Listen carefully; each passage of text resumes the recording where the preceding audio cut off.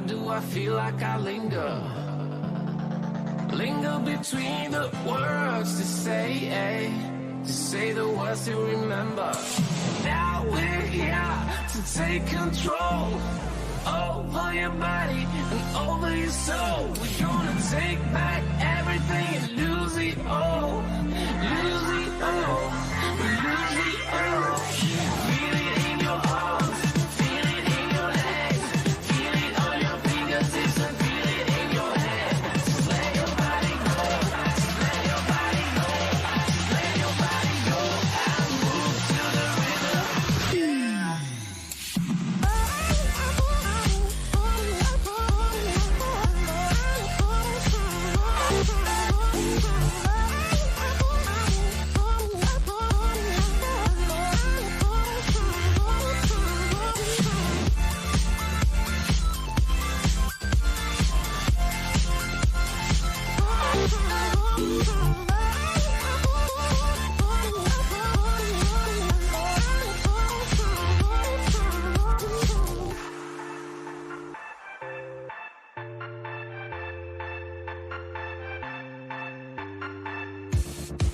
Now we won't go back home today, until the very last hour.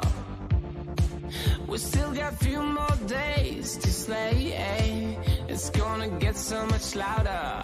Now we're here to take control over your body and over your soul. We're gonna take back everything and lose it all. Lose it all. Lose it all. Feel it in your arms, feel it in your legs, feel it on your fingertips and feel it in your head. Just let your body go, just let your body go, just let your body go and move to the rhythm.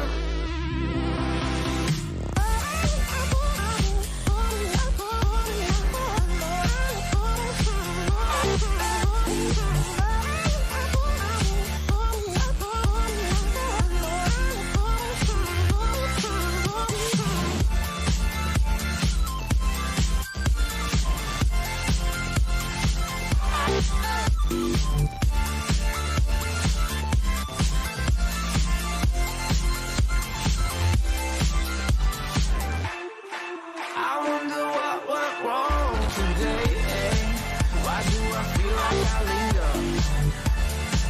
Linger between the words you say, to say the words you remember.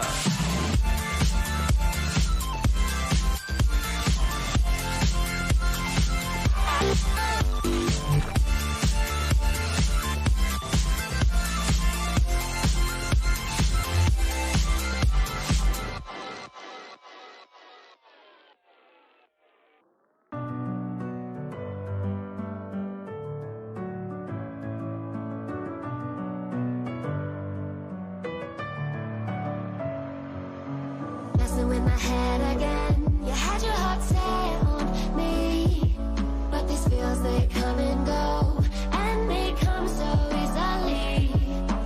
Tell me what it is about you that I can't forget, but you're breaking down my walls again, just to set me free. Why do I, baby, why do I love the way you always leave me? Why do I, baby, why do I love the touch but never love the feeling? Why do I, baby, why do I love the way you always leave me?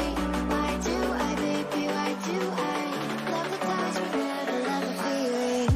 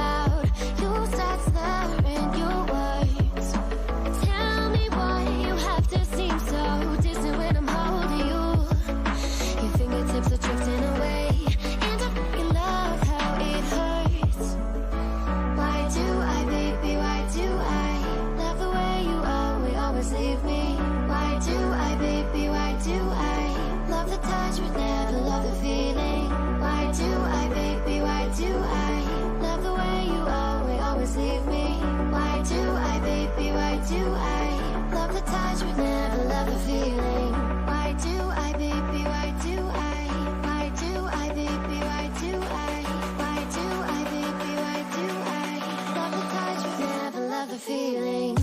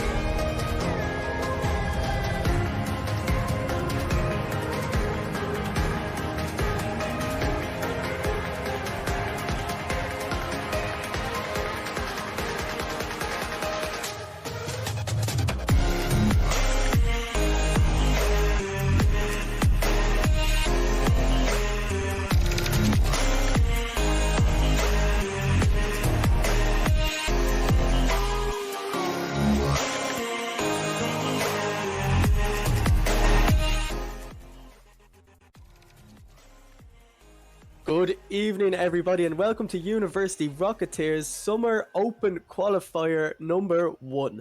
My name is Ejam. Joined on the desk with me today is Project Saint and the Senate, and we are bringing you 5 series today from both the upper qualifier and the lower, or the upper bracket and the lower bracket. We're going to see who can make it through to the main event. There's a lot of good teams still left in this open qualifier. There's going to be some absolutely banging games today. First up, we have Dusseldorf Dragons even against the Sussex Sharks. Project Saint, I believe you know one or two things about these teams. I have a good insight on some of them. Dusseldorf made it to the last made it through the last qualifiers as the Uniliga team. Dusseldorf with My Little Pony, and I believe My Little Pony is coming back, and I believe they'll be a very interesting team. They should be favorites, but don't count out Sussex as well. They'd be taking things seriously. Destin should be the man to look for Sussex. Destin, indeed. Very good player. Senate, how are you feeling about the two teams we have in this opening match today? Yeah, it's exciting to see these two teams battling it out. I'm used to seeing predominantly British teams playing, so I'm excited to see how Dusseldorf can do. And yeah, both teams have pretty strong rosters, and it's gonna be a fun one to see. So, here's a difficult question that I love to ask everyone. And Senate, I'm going to go straight back to you here. We're just going to do a little quick prediction to see who we think is going to win. So obviously there's only 3 people on the desk this time, so there's going to be no tied split decisions. So Senate, who do you think is going to take game 1 here? Or series 1? I will give it to Dusseldorf. I just think that they just came off a win, a 3-0 sweep in their last match. So I think they're going to be warmed up, they're going to be hot, and they're going to be ready for this game. There we go. Project Saint, what about you? I also have to agree. I'm going Dusseldorf. They should be the favorites. Already made it through last period, and they should be warmed up, ready to go. Sussex on their first match. This will be very interesting, though. So we shall see how it goes. There we go. And I think I'm going to have to agree with the two of you there. I think Dusseldorf, they're a very strong side. So 3-0 straight away. Us desks have been very wrong with predictions before. Sorry to all the Sussex fans out there at the moment. But now we're just going to throw it over to the two casters, Senate and myself. All right. Best of luck. Thank you. Yeah, right. So, well, I'm prepared to see Sussex prove me wrong, and the game's coming up. What can we say about this match? I mean, we've got very little sort of to go off apart from that Dusseldorf game. We know that Sussex have, the odd very strong player. I think Diston will be one to watch, but we should be getting the game started any minute now.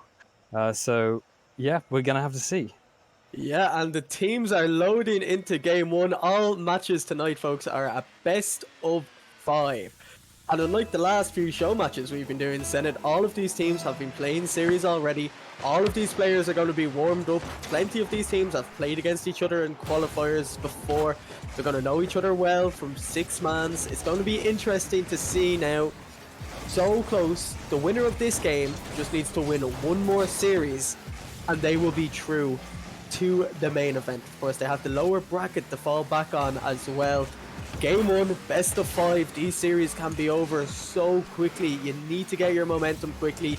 You know your game plan from what you've done to get this far already, but anything can go. We'll see how these teams figure each other out, and we'll see just how well they can keep their composure this close to the main event. Yeah, and already it's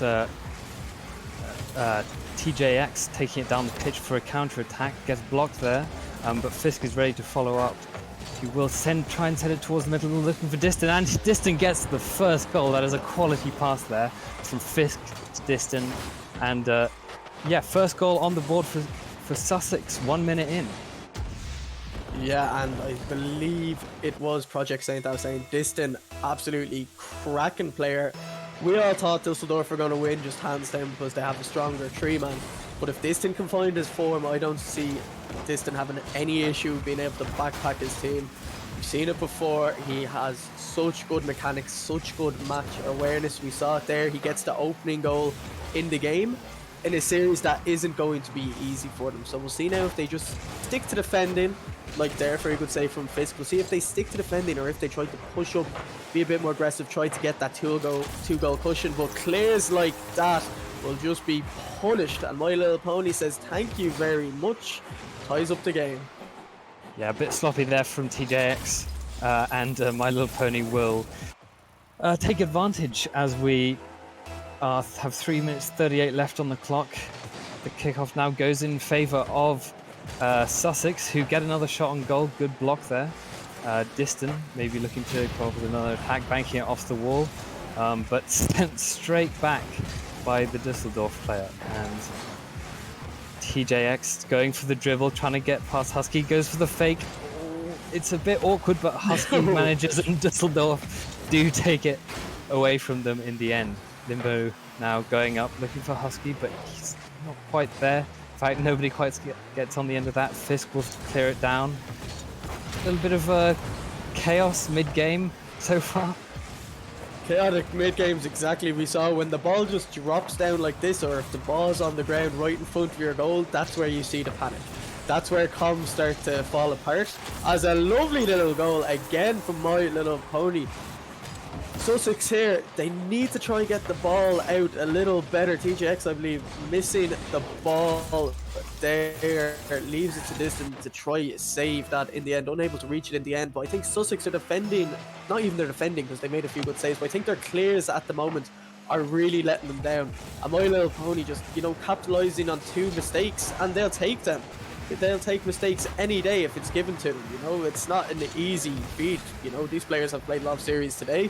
They're probably getting tighter and tighter as the day goes on. But again, a lovely comeback from Fisk this time. And as I was saying, when the ball's just rolling around here, it gets so messy and so awkward to try to defend. And Fisk just quickest to react and ties up the series. That was a great pass from Distant there, straight to Fisk. And 2-2, we've got a very competitive game on our hands. Kickoff goes in favor of the Dusseldorf team. TJX there to get the block on and goes for a follow-up shot with no boost. Pony passes to Husky. Husky trying to get around it in the corner. Maybe a little bit of a fake there. Don't know if that was intentional. But it's cleared away well by Distant, My Little Pony. Again, putting the pressure back onto Sussex. Fisk taking it away, but Limbo is there again to send it towards My Little Pony, who's putting in some hard work on that attacking corner there. Made it out to be a lot more difficult than it was. Just get it quickly, get the ball into the box. We know Sussex have been struggling with their clears. Take advantage of that, don't try anything new. This is a lot better for Liverpool, just getting the ball into the box as quickly as possible. Force the players to use a boost, try catch them out on rotations, but Fisk unable to find the shot there. But Sussex, they're looking a lot stronger now in their defence than they were at the start of the game, and making Dusseldorf work harder and harder to try find this third goal to potentially win the game. JX takes it off the back wall, passes it to Fisk, excuse me, and that's cleared away heavily by Distant, I believe.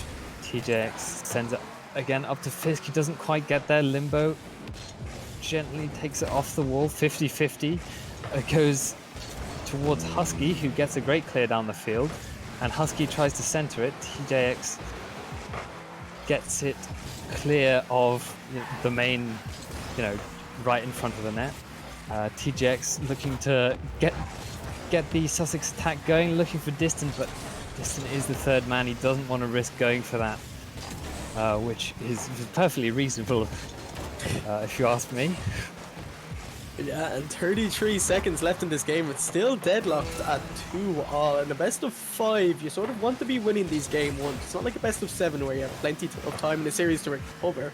Distant very close to getting a touch here. But we'll see now if any team decides to fully send it before we go to overtime, potentially. Go for one last counter attack, go for your little flashy play, try to demo out the defenders, so many options. But 10 seconds left on the clock, Limbo with a shot, goes wide, Distant quick to clear it out, TJX demolishing the background, Distant taking it away from his teammate, might work out in the end, but My Little Pony off the roof, actually caught by Fisk, almost gets it in, but that looks like it's going to hit the ground and send it. We are in overtime, game 1. Game 1, overtime indeed. And this kickoff goes towards TJX, who gets it down the field. It's awkward there for Limbo. Fisk gets it to the middle towards TJX. My Little Pony clears it. And that's so close. Ooh. That is good defending though.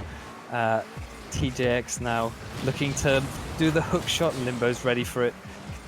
And he'll put the attack on. Fisk gets the block in, but only as far as My Little Pony. Distant has to make a save there, and he does. Fisk goes up for it. My Little Pony is in no man's land there. Limbo passes it to Husky. Husky back to Limbo, but it's well read there by Distant. I believe it was Distant. Fisk sends it up. And it's not clean. It's not clean from any team. There's good passing on both teams, but neither able to get the better of the other so far. Yeah, you think maybe at some stage try to, go for the greedy play, try to use your individual mechanics to just 1v3 the team. Because these teams are finding each other quite well with the passes, but they're being read out a lot as well, They're quite easy to read because the players in so much obvious open space. I think soon enough one of these players just might have to go for a solo play, maybe go for a double touch, maybe just try a fancy flick, maybe go for a demolition play with an air dribble, because the team play game at the moment, it's not working for either team. It looks clean, but it's being well defended. And something needs to change, because you don't want to tire yourself out in game one. Again, a nice little passing play, maybe go for the flick here, unlucky, but it's becoming predictable this setting. You can almost feel like these players are always going to be looking for each other. They need to try catch the opposition off guard. Maybe a little double tap here. No, doesn't find it in the end, but it's just very back and forward at the moment, and it's hard to tell who's actually going to win this game. Yeah, very even teams. I have to say I am impressed by Dusseldorf's passing. They are finding each other quite consistently. It's just maybe not fast enough. Certainly not able to catch Sussex out. But here we are now with another attack. But again, it gets immediately cleared. Husky sends it down to Pony, but TJX is there to block it. Fisk taking the shot, and Limbo very easily sending it back towards the other half. Husky now looking for My Little Pony, again blocked.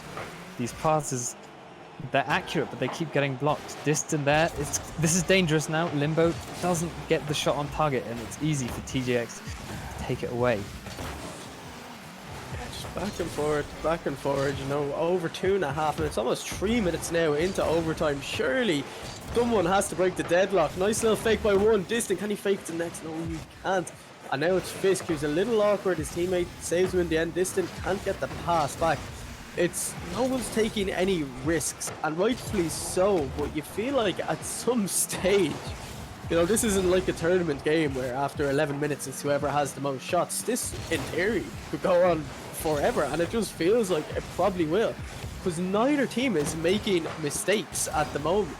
We see no poor clears, we see no poor rotations, but now low boost, and finally Limbo, he gets it. Husky leaving the game straight away. You know what that means? That means a tactical change of car is in order, or maybe it is a technical issue at the moment, but that is his Dusseldorf winning game one. There's just going to be a small little break until the teams can get all back in the lobby. Obviously, one of the players on Dusseldorf having a few ping issues there at the moment. We'll keep you updated on the situation. But Sussex, it was a very strong showing. We all thought on the panel that they were just going to absolutely dominate, but that wasn't the case at all. Sussex, very clean, and honestly, I was quite impressed with how the two teams were passing the whole time. But at the moment, we're just waiting for the players to just come back into the lobby. It won't be long now. Tactical timeout, almost, you can call it if you'd like. But Senna, what were your thoughts after that first game? I mean, very, very solid passing from the Düsseldorf team.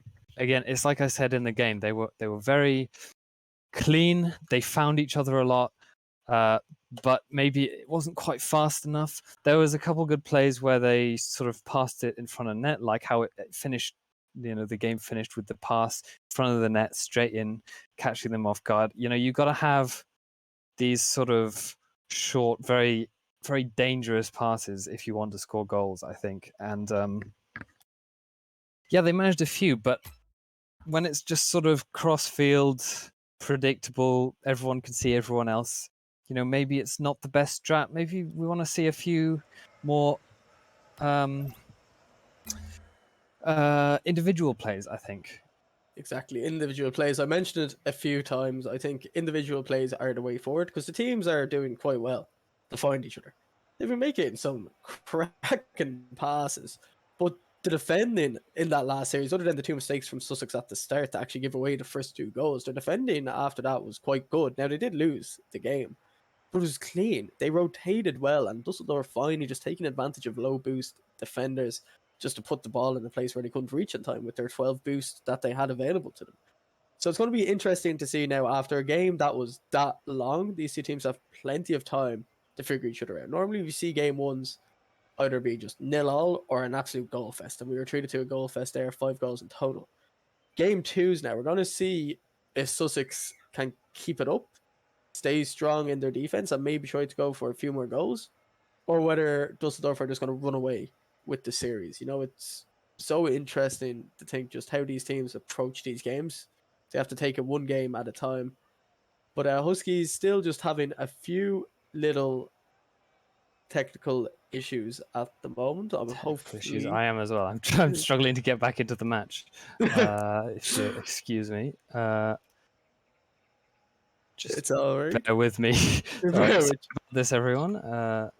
It's all right. Few Husky issues. still has yet to join the lobby as well. Obviously, a few ping issues. You can have we as casters Oh, there we go. can see the scoreboard at any time we want to use, and the red triangle of death was flashing that whole time. It's never a nice experience. I think it's even more impressive that Dusseldorf won that game with a player lagging.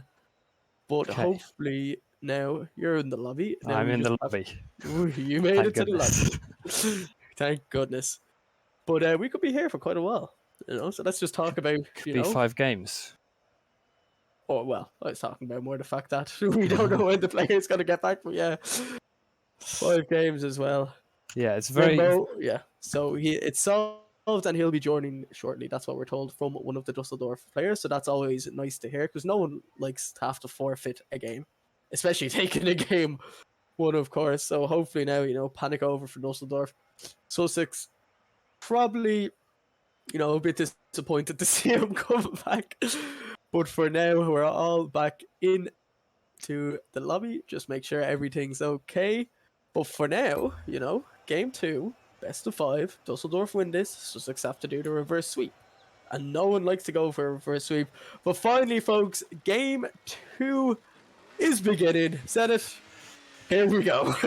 Yes, finally, after a few minor issues here and there, we're back, and yeah, that was such a close game. This could be a really exciting series. It'll be 5 games. I want to see a little bit more individual skill maybe out of each of the players, but regardless, here we go with a ball into the middle. Husky doesn't get the better of TJX, and My Little Pony passes to Husky, who passes it back to My Little Pony, but it's blocked by Diston. Husky collecting it, but it's blocked by Fisk, who puts it in a dangerous area, but nobody's there, and it's an easy one for Limbo to take away. Again, back in a dangerous area, it flies past Diston there. My Little Pony will clear it downfield. Diston clears it back, and Husky clears it back again. So Again, yeah, it's a game of tennis more than anything at the moment. It's just long clears back and forward the whole time. It's almost a repeat of game 1, and with the teams, defending so well towards the second half of that last game and in overtime as well. You just gotta wonder, if you're another team waiting for this game, the winner of this game, I believe will be playing either York or UWE. I'm not certain on that. But finally, a bump play comes through. Sussex won the first goal, but my point there is this gameplay, it's very predictable. And, it was a nice bump to follow through to clear the defender there, but, that's what we need to see more from Sussex. And we need to see Dusseldorf start trying to do this as well if they have any chance of going 2 games up in this series. absolutely, yeah. Predictability is not a characteristic you want in your Rocket League team. For any aspiring pros out there, and that is a second goal. Diston with the fantastic shot into the top corner. TJX fakes out My Little Pony, I believe. Diston takes advantage and puts it over the top of the final defender. 2-0 to Sussex, who are making a bit of a statement now. And yeah, kickoff goes towards My Little Pony, who clears it down the field and tries to go for another touch but can't quite do it. TJX takes it into the air. Fisk is there to clear it away, and it looks like, yeah, it'll go again, but Husky clears it up.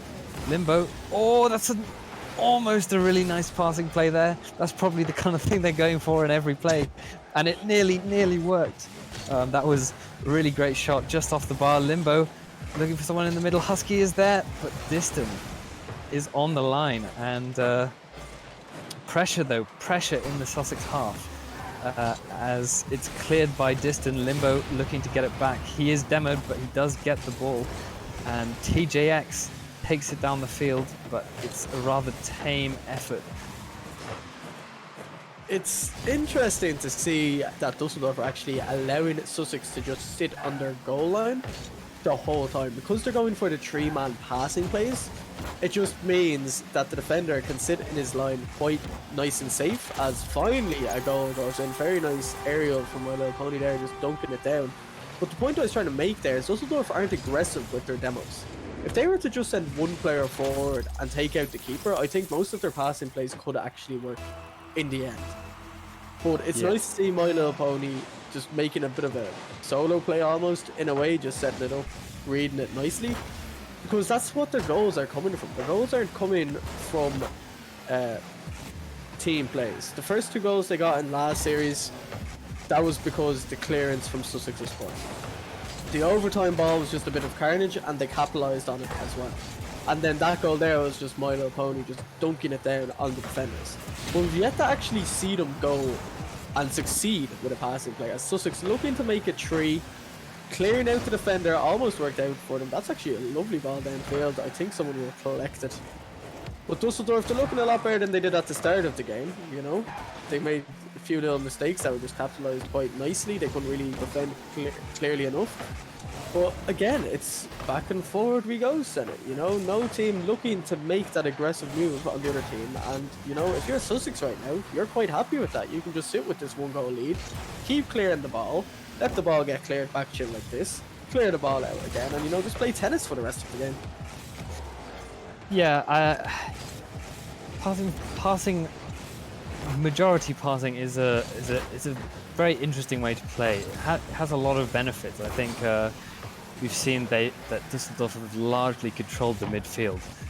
They do just need a finishing touch though in order to get back in this game. Yeah, we see Diston here going for a pass to TJX, who sends it high. Diston goes off the backboard, and it's a double commit, but TJX is back and nearly puts it into his own net. Little bit scary there, but I'm sure he had it under control. My Little Pony with the shot was Diston. Fisk takes it over Husky. He's low on boost, and he still manages to take it over Limbo. But yeah, Limbo gets back onto it. Husky now challenging Diston, gets the better of him. Limbo going for it, and Diston again. He's been really solid in defense. He's been just always there, and he doesn't look like he's been in too much trouble. That could be awkward though. No. Oh, My Little Pony with the lovely backboard read. The setup here, yeah, he sets himself up. TJX is so awkward to get shots like that, and My Little Pony capitalizes and puts it away, and it's 2-2 with 15 seconds left. Could be another overtime. Could be another overtime. It's looking like another overtime. Another 2-all game. TJX though, opportunity to prove us wrong. Ball drops down. Limbo happy to let the clock run down here. Maybe try to start one last counter attack. Distance says no, and it looks like this ball is just going to die here. No, actually kept up in the end. One last opportunity goes over the crossbar, and we're not into overtime. Now it's yet. Oh my god, how many times is it gonna just bounce off that corner? Sussex happy to kill it there. And the Senate, game 2 overtime. 2-all again. Deja vu. Oh, not Deja like vu, this. and this could be Not an like this. goal Oh! for Düsseldorf, who take game 2, and it's 2-0 up in the series for them, with a great comeback from 2-0 down. Yeah, well done to Düsseldorf. Match point for them. Yeah, what can we say about that match? Maybe their passing is working a little bit. Yeah, it's working. We criticize them, but then they just make goals out of absolutely nothing at all. You know, Dusseldorf, they were trailing that whole game, and then the last minute or so, they just picked up 2 goals. Then they just score immediately in overtime. And if you're Sussex, you're not going to be feeling good about that, because you had the lead the whole game, almost. And now you're 2-0 down in a best-of-5 series. Like, just, it's so quick, Rocket League. Things can change in an instant. This game is the perfect example. If you're Sussex right now, you're not going to be happy. Alright? Shake off the tilt. Focus your mindset right now, because Dusseldorf are a good side. My Little Pony just seems to be capitalizing on every single mistake you're making. Stop making mistakes easier than it sounds, but for these players, you know, it's nothing that can't be fixed in a game, let's say. You know, just try to get a bit of a clear, you know, bigger clear on the ball. Make sure they hit the ball, find their teammates, go for a few demos. You know, it's nothing that hasn't been done before. They're well capable of doing it. It's just a Yeah. case of can they do it? And the teams load into game number 3. It could be all over for Sussex here. They will drop down to the lower bracket, of course. They won't be knocked out. They still have a chance of making it to the main event. But Dusseldorf, you know, that's not the start they wanted. And Fisk again, scoring off kickoff. Yeah, it's a fast start there from Sussex. They really need to actually maintain their lead this time, maybe get a few more goals. And you know, I always think that the hardest games in the series are the ones where you have to close out the series. So for Dusseldorf, it's going to be a challenge here. Sussex really want to get back into this. They do not want to be completely swept. And it's a good start for them, but can they hold on to it? TJX looking for a bit of an edge dribble, gets bumped out the way, and it's very easily saved there by Limbo. Husky takes it down the field, looking for another touch. Diston is there to block him. Fisk misses the ball. TJX also misses the ball. Limbo is looking for a flick. It's a good flick, but TJX gets it off the rebound. It's faster than anyone else. And here comes My Little Pony. He's immediately blocked by Fisk. Limbo taking it slow. Flick over Diston. TJX looking to challenge, and he does, but only as far as Husky. Husky sends it back towards My Little Pony, who clears it into the middle of the box. Diston neutralizing the threat. My Little Pony could have been there. He could have turned around maybe. I don't know. Maybe he was too far away, but that was a clear and open net there. I think he actually tried to angle himself up for the shot there, but just missed in the end. And there's the demo plays I am talking about. If you just stop the 3-man plays, send somebody to take out the keeper and just get the 1-2. I mentioned it last game. That's the perfect play. That's exactly what I want to see from them, because that will work for them. Sussex are under the mindset that they can just sit back and defend, you know, because no one's going to demo them. But now that whole concept has changed. And if Dusseldorf just keep doing this, I have seen them having no issues whatsoever in taking this game. Yeah, that was a lovely goal there. A nice shot from Husky to after the pass. And Husky is now again looking for Limbo. Diston is there. Fisk hits it as far as My Little Pony, who gets it towards the middle, and looks like a lot of the pressure is in the Sussex half this game. Something we haven't really seen so much, as you know, as we've said, it's been very back and forth. But it looks like Dusseldorf are really getting better at just keeping it in that Sussex half. And Husky now looking for the shot. It's off the bar. It's so close. He catches them out with the chip shot. And TJX gets the save. This is so close. Husky looking for the shot. He's too far under it though. And that was such a nice fake as well to take out TJX of that last player. It was almost a perfect clip opportunity. But Dusseldorf said it, they're all over Sussex. With Sussex, oh, can they get this out? It's panicky. Shots coming in, another great save, and said it, Sussex. They're feeling all the pressure of the situation right now. Yeah, they're it's gotten so close to being 2-1 for Dusseldorf. And there's another demo play. Limbo taking a risk by being the third man and going for the ball, but it looks like My Little Pony, or in fact the whole team, will be back in order to stop this counter-attack, which was a bit on the slow side. Limbo will clear it up to Husky, who will set it up, looks like for Fisk.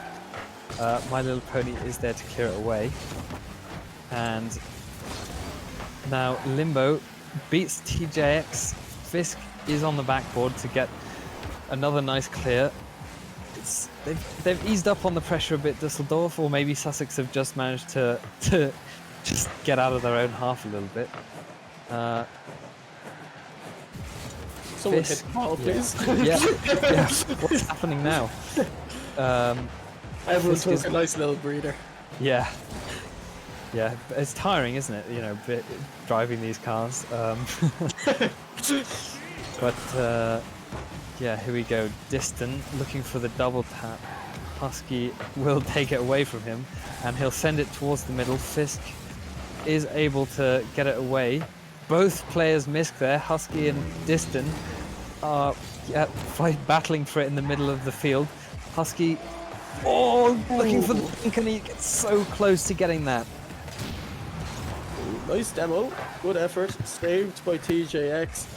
And if we get another another overtime, that'll be absolutely insane. But I have to say, fair play to Sussex. They have been defending extremely well this time. Yeah, I couldn't agree more. I mean, it's been really close, and maybe Düsseldorf have gotten a little bit unlucky with some of these goal line saves and crossbar hits. But there's 20 seconds left on the clock, and it's still 1-1. We could be going to an overtime here. Diston! Oh no! And that is the second goal for Düsseldorf. Absolutely gutting there for Diston. Oh, you hate to see it. Yeah, Dustin's been playing phenomenal, and then the one mistake we see him make is going to potentially cost his team this series. Rocket League is an unfair game, but maybe a kickoff goal in favour of Sussex, not Dusseldorf. For 5 seconds, one last attack. My Little Pony, going for one more. Probably doesn't go in the end, but that's it. GG's, commiserations to the Sussex side. They're not out yet. They have the lower bracket, but Dusseldorf, you know, they're one game away, and I believe York Pun Name beat the UWEC Stag, so Dusseldorf is going to take on York Pun Name, which could actually, I believe, be the next game we'll be showing on stream. I'm not too sure on that, but what a series that will be. And of course, the winner of that game, they're through. You know, like that's a bit scary, but Yeah. it's crazy. 3-0, just like that, it's over. The first series of the day. We are just going to throw it to a quick little break now, and we will be back to bring you the next series of the day, which I believe is actually going to be Dusseldorf against York Pun Name.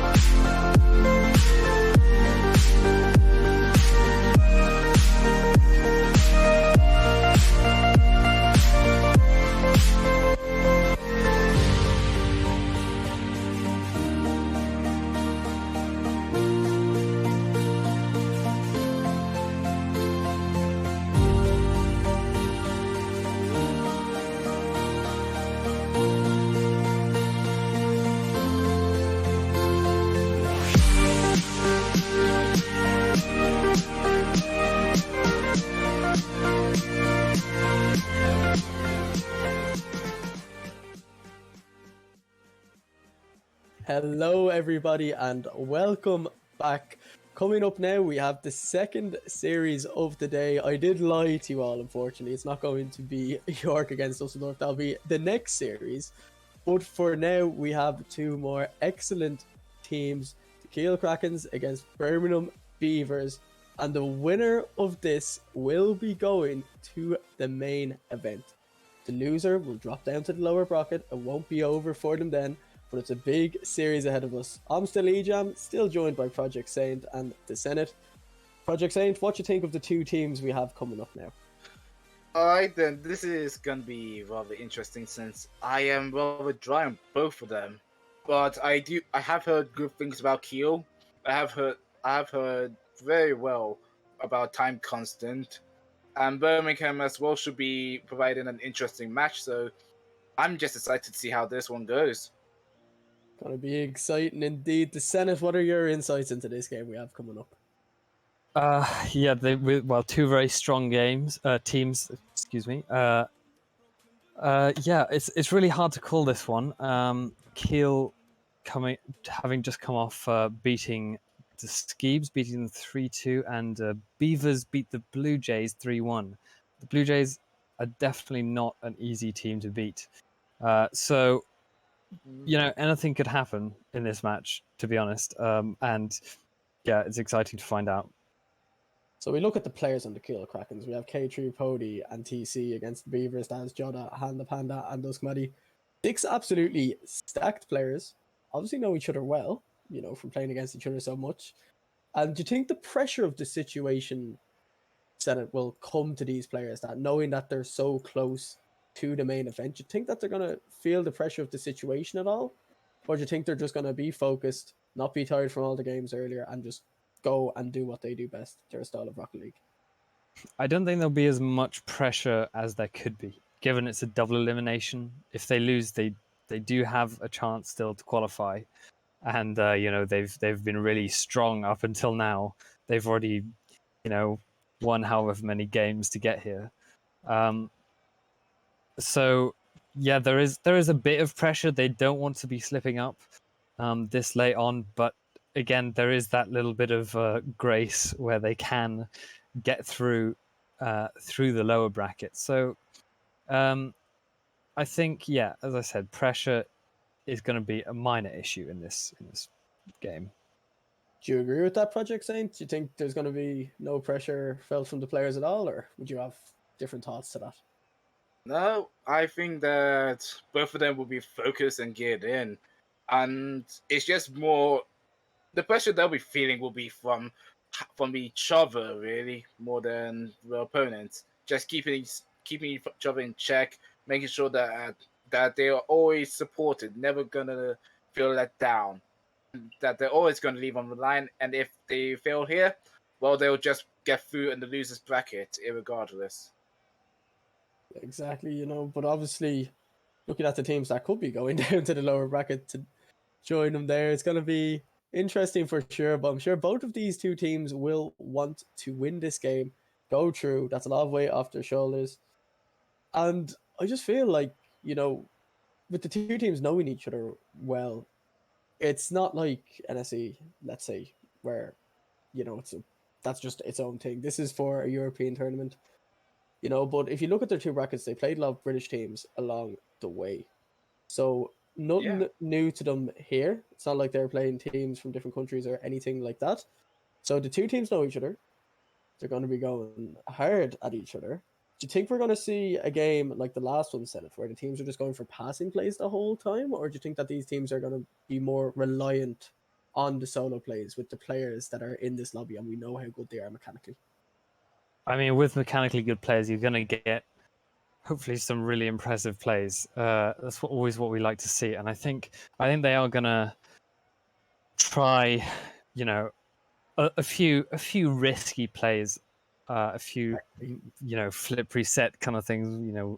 The things that everybody loves to see.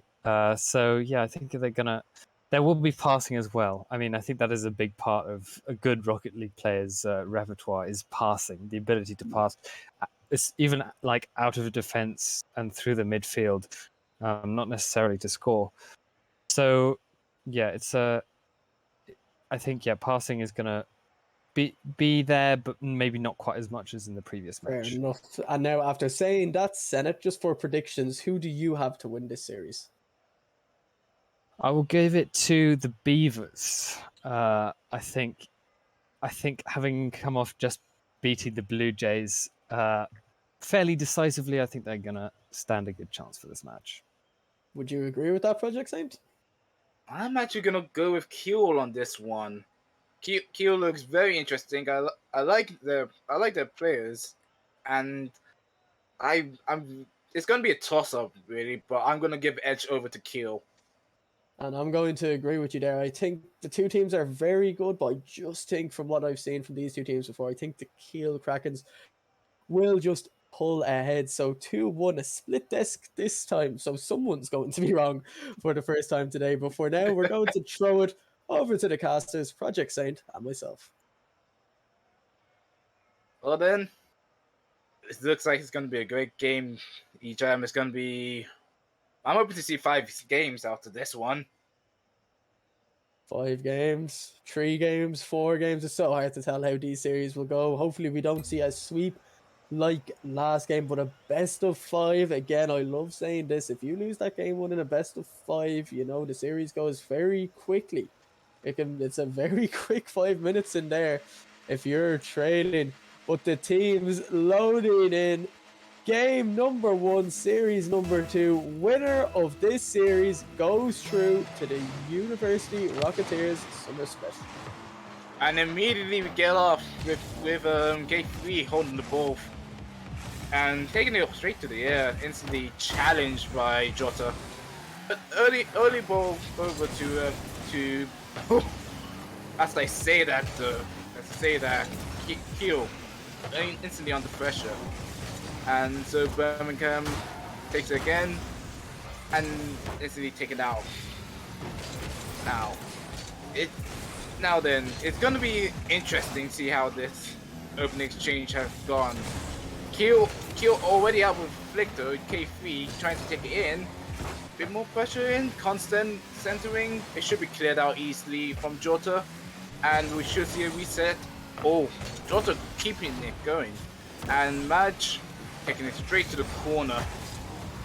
Indeed, just gonna be more pressure coming in from Birmingham. And instead, time constant, he should have a chance. Ooh. Really good goal in. K3 not gonna be able to get it. Instead, Poddy. And that was a very nice shot. That was absolutely beautiful placement from Poddy. I didn't think he had an opportunity here at all.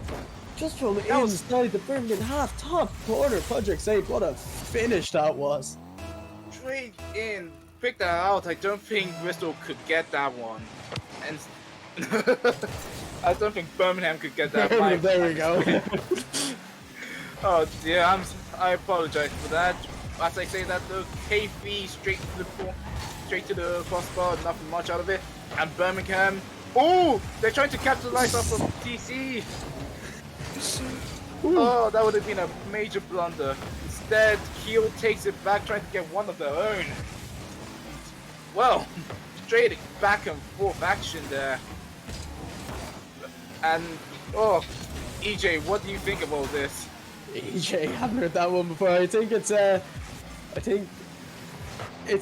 sort of, it's hard to tell because it's so fast paced compared to that last series, but that's the big demo coming through. Allows Maj to get the shot, and Maj, what a lovely team play, all coming out from that demo. Yep, that was a beautiful demo from Matty. Clears the area, allows Smash to flick it up, and get an easy touch in. 1-1 evens it up. 1-1 evens it up. Yeah, 3 minutes left, still a long time to go in this game, but good attacking potential being shown from both teams so far. Yeah, both of them very much offense. Not much in terms of defense. You'll see lots of back and forth here.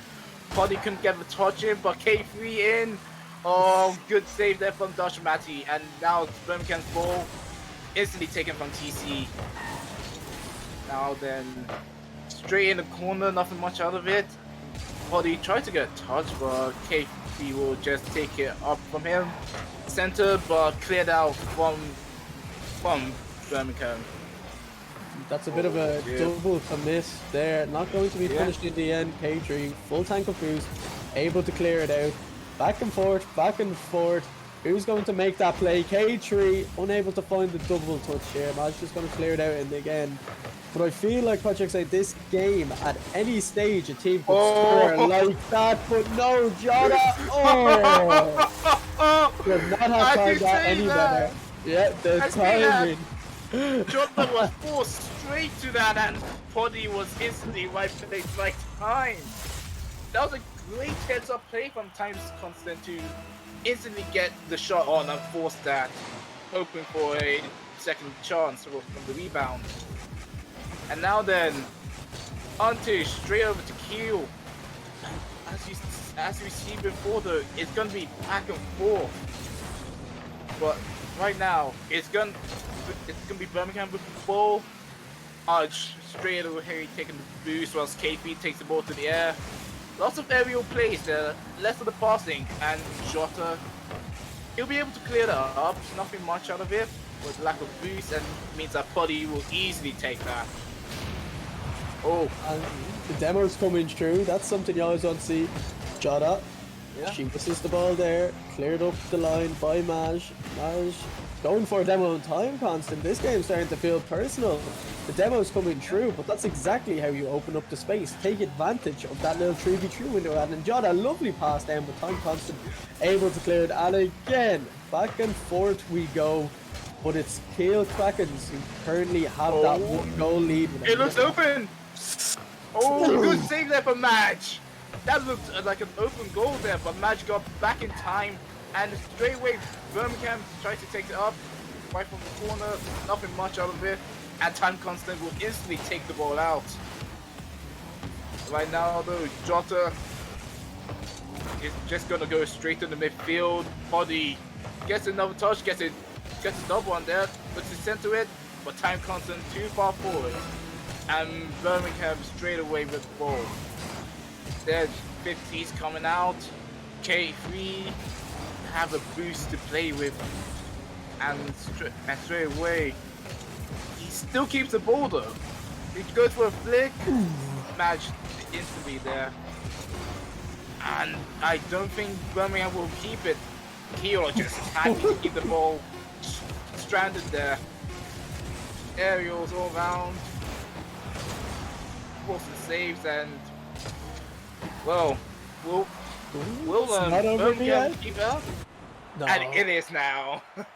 It is now. So game 1 over to Kiel. What a game that was. That was exciting. That had a bit of action. Good demolitions coming through. Good team passes coming through. Good individual mechanics. That game had absolutely everything. But Kiel taking that crucial first game. Yeah, very much so. In the back and forth. You see lots of aerial plays there from Kiel and Birmingham. I have to say, whilst I would like more passing plays, I'm definitely enjoying what's coming out from these two teams. And then that's game 1. Oh boy. And the players straight into game number 2. No waiting around this time. These players are hungry. These players want to see a bit of action, and we'll give them a bit of action. Or they'll give us a bit of action, I could say. They're not going to be hearing us in that game. I'd be a bit worried if they were listening to us as they're playing. For game number 2, no crazy kickoff goals like we saw in that last series. We've seen a lot of them recently in general. But we'll see now if Birmingham can bounce back or if Kiel are just going to run away. Well, you say that Time Constant instantly booms a shot to the corner, tries to get a center, but no one was available for that. And Dutch Matthew will instantly clear that out. Poddy goes straight there, Maj, and Time Constant miss on the ball, but should be alright. Jota, she will go out. Apologies for misgendering her. But instantly great passing play from Poddy and Time Constant. And straight away, the goal within the first minute.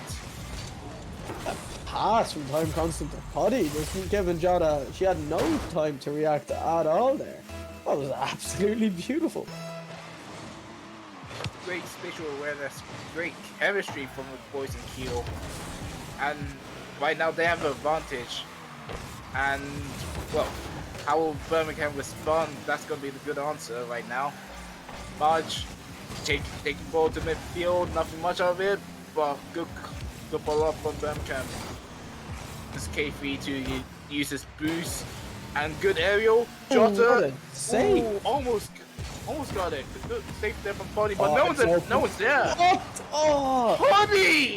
Potty straight out like a bat of a hell. No, Maj was being very unselfish there, allowing his teammate to take the goal. But that allowed the defender to get back in time. I think if Maj just blasted that in the net, the defender would have been unable to react in time. And it was just a great save coming out. You know, Paddy not giving up on the play. Always chase your save. It was the right thing to do. But I think Birmingham did actually have an opportunity to tie the series up. We'll see if they get punished with that little mistake, because a 1-0 finish in this game will be absolutely heartbreaking. Yep, it will take a toll of them mentally. And right now, this is advantage Keel with ball in Birmingham's half. Takes it out, but instantly put back there by Poddy.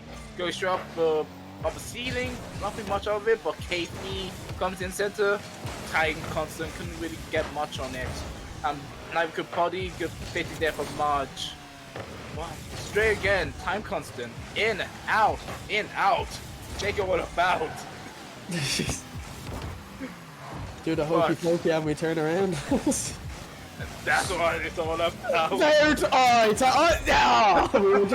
We were just a few seconds early there. I was hoping we could time it perfectly. Maj, lovely pass. Dutch Maddie follows through, miss from the defender, and Jota, she will take that any day of the week. Capitalizes absolutely perfectly and ties up the game, but they could be 2-1 up. That's the unfortunate thing. But they'll take that right now. Put some ease on their nerves, and well, they're more relaxed right now. KP dribbles it up, nothing much out of that. Goes straight to the corner where Poddy takes a hit.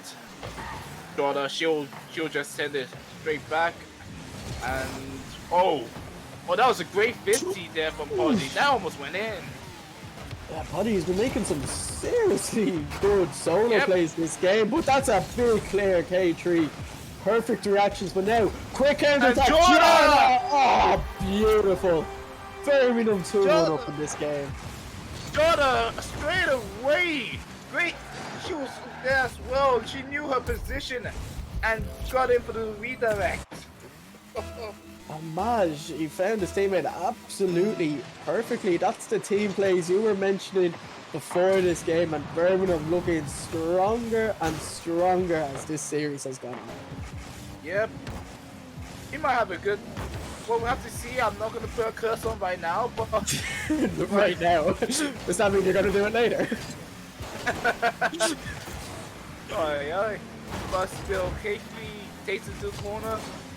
It's a slow ball there. Constant in the air. Body looking to get a shot. Oh my gosh! What has happened this last minute of the game? Look at that aerial control from time constant to allow Poddy to get up the pitch, get himself into the air and score that goal. That was lovely team play coming out of the Kiel Krakens. Oh no, not like this. Before that almost went in, I was gonna say both teams clearly put their star points on and wanted to show their best moves.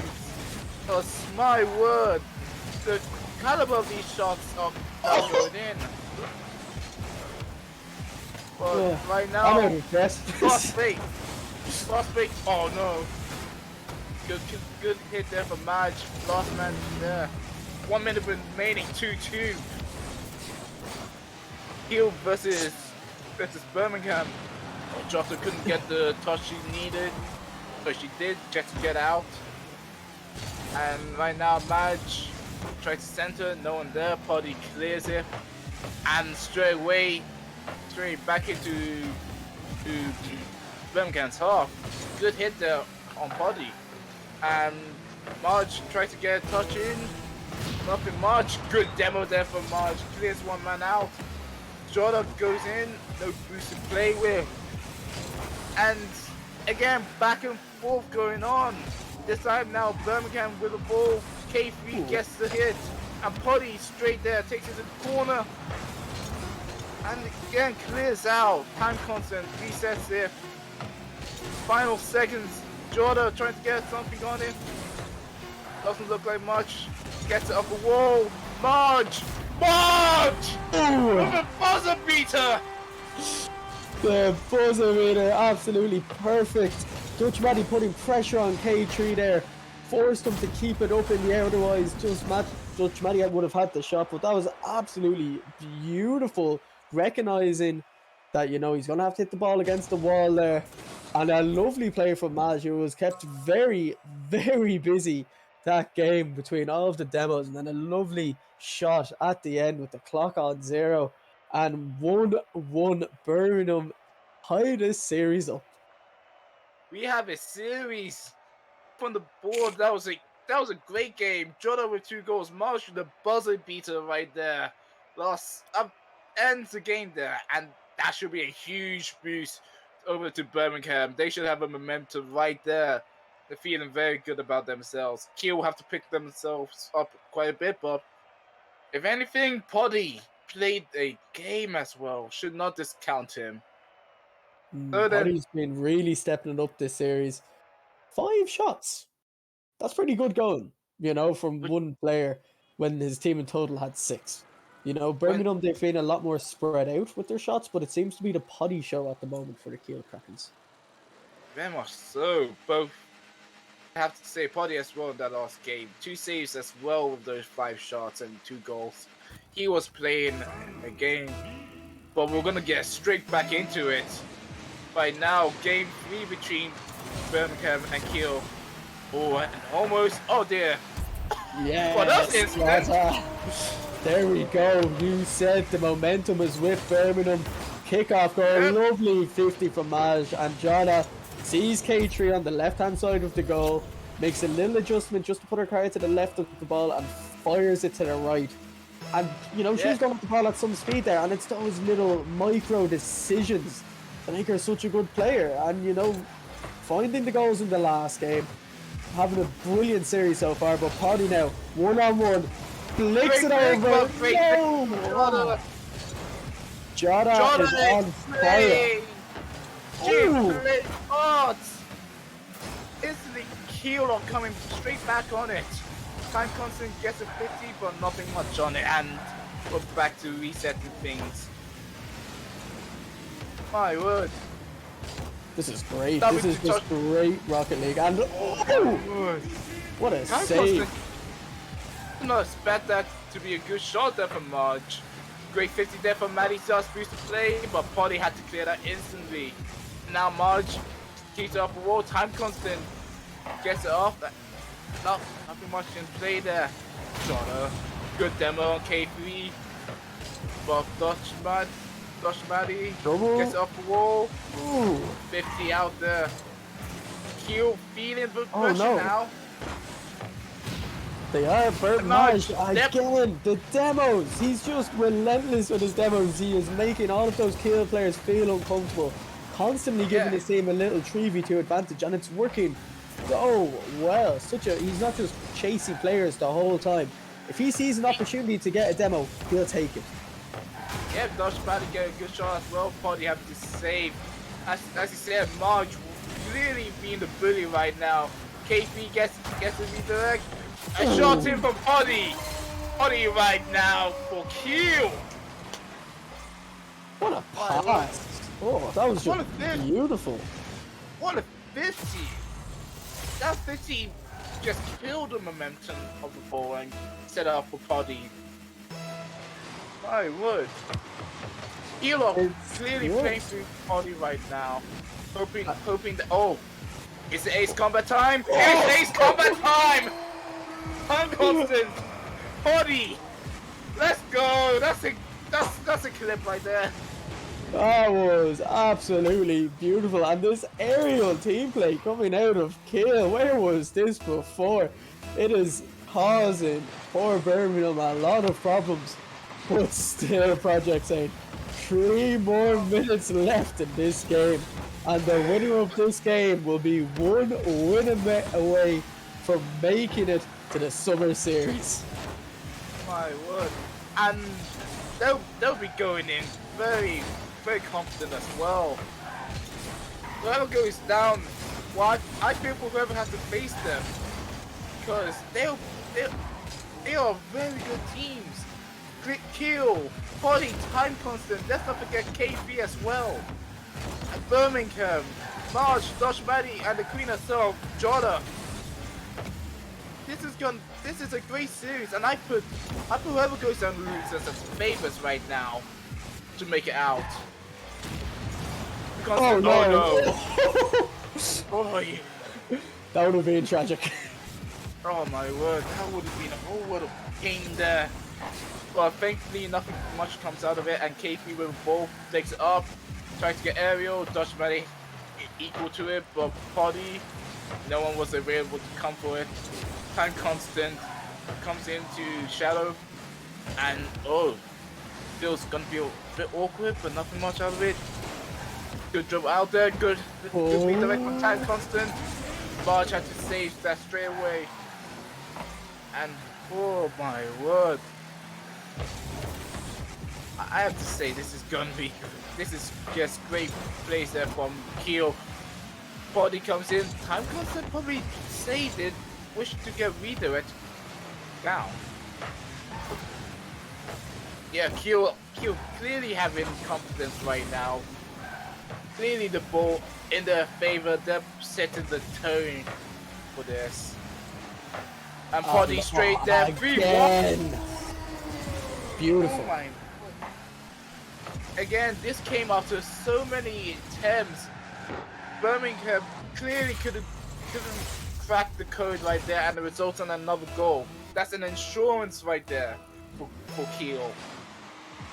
Yeah, I just feel like Birmingham, they're figured out now. I think Kiel, they know how to open up this team.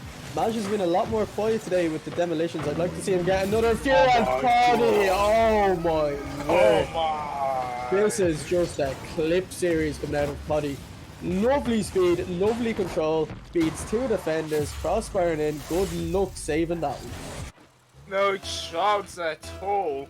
Keel dialed in.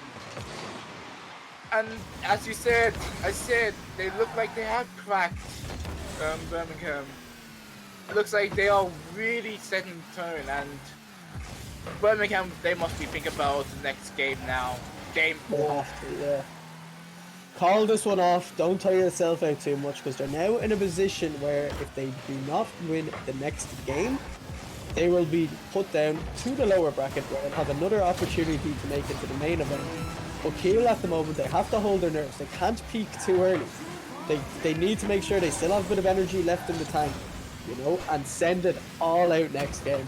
Absolutely go for it. Win the series, make it to the main event, and not have another series to worry about. Yep, especially knowing the potential teams they could face. Right now, gonna be very good. It's gonna be very good game 4. Game 1 by Kiel. Let's go. And ooh, I would say these players are all gonna ready up quickly enough again. Get into this next game. Kiel 1 game away from the main event. But you know, the other side of that coin is Birmingham are just 2 wins away from the main event. You know, it doesn't matter what way you put it, but Kiel a lot more dominant. 9 shots to 4 that game. You know, I think they've really figured out that these high aerial passes do cause Birmingham a bit of problems, and Poddy very accurate with those aerial shots and dunking it down. So we're going to see now just how Birmingham can, you know, come up with their own strategy to take these next 2 games. Yeah, but you also have to give credit to Time Constant and K3. That's true.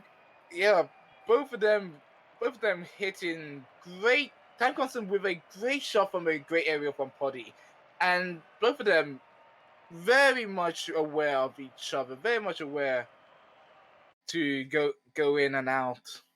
And here we go. Game number 5 or game number 4. Yeah. Birmingham need to make it a game number 5. We'll see if they can get another crazy tip-off goal that will just release the weight off their shoulders a little bit. But if Kiel get a kick-off goal from this, Birmingham are going to be in a whole lot of trouble. Yep. Oh, double.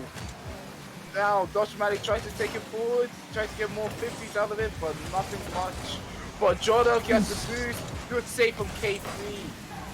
And well, as we said, as I said before, they needed to just rinse the last game off Birmingham, and they certainly did. Although the double demo allows K3 to air dribble this, and my word!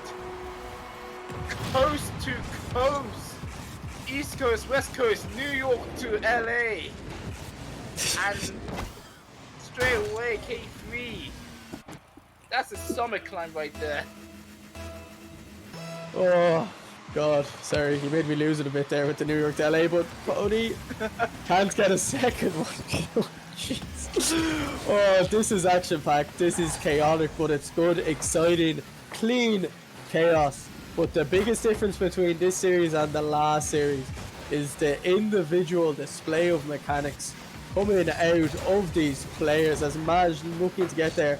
But K3, a bit... I think that could have potentially been the first goal that he got all series. But he has been a rock-solid defender for this Kiel team. And he has played a vital part in making sure that Birmingham can't get anything back, especially in that last game. Oh no. Oh my word. That went straight. That went over, I believe, K3. That was ball flicked over by Jordan. Yep, went over K3. And although KP was a great defender, he just couldn't get this one. And Jordan evens that out. And that's such an important goal for Birmingham. As again, as long as we can avoid crazy kickoff goals, okay, we're safe. Okay, yeah, but Potty makes Dutchman pay for that with his car. Oh my word. But Marge right now trying to get something. Now Marge time constant instantly gets that, and the 50. Ooh, Dutchman had to be very aware about this one. But yeah, right now it's just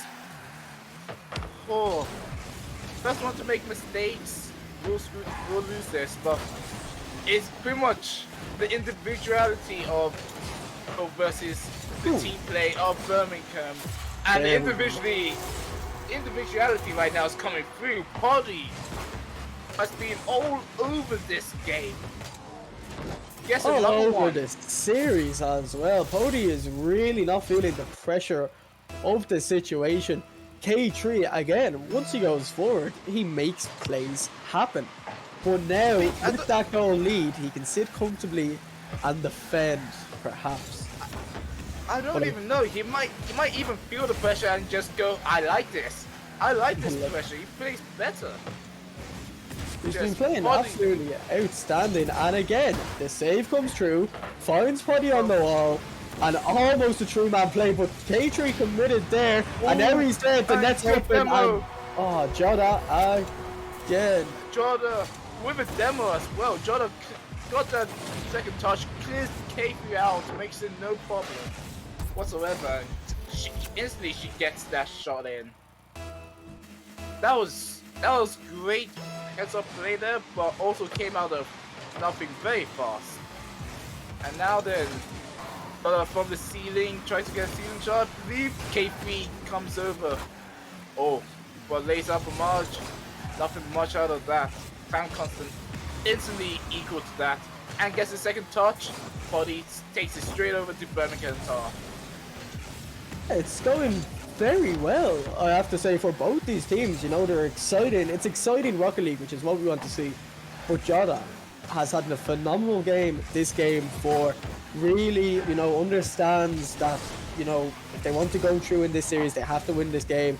She's been capitalizing mistakes, but she's also causing mistakes with chaotic flicks like we saw her solo goal. Like, that was just pure chaos for the defenders. Like, just how did she get so much height on the ball going at that speed? It was absolutely excellent as Maj doing everything there. Marge.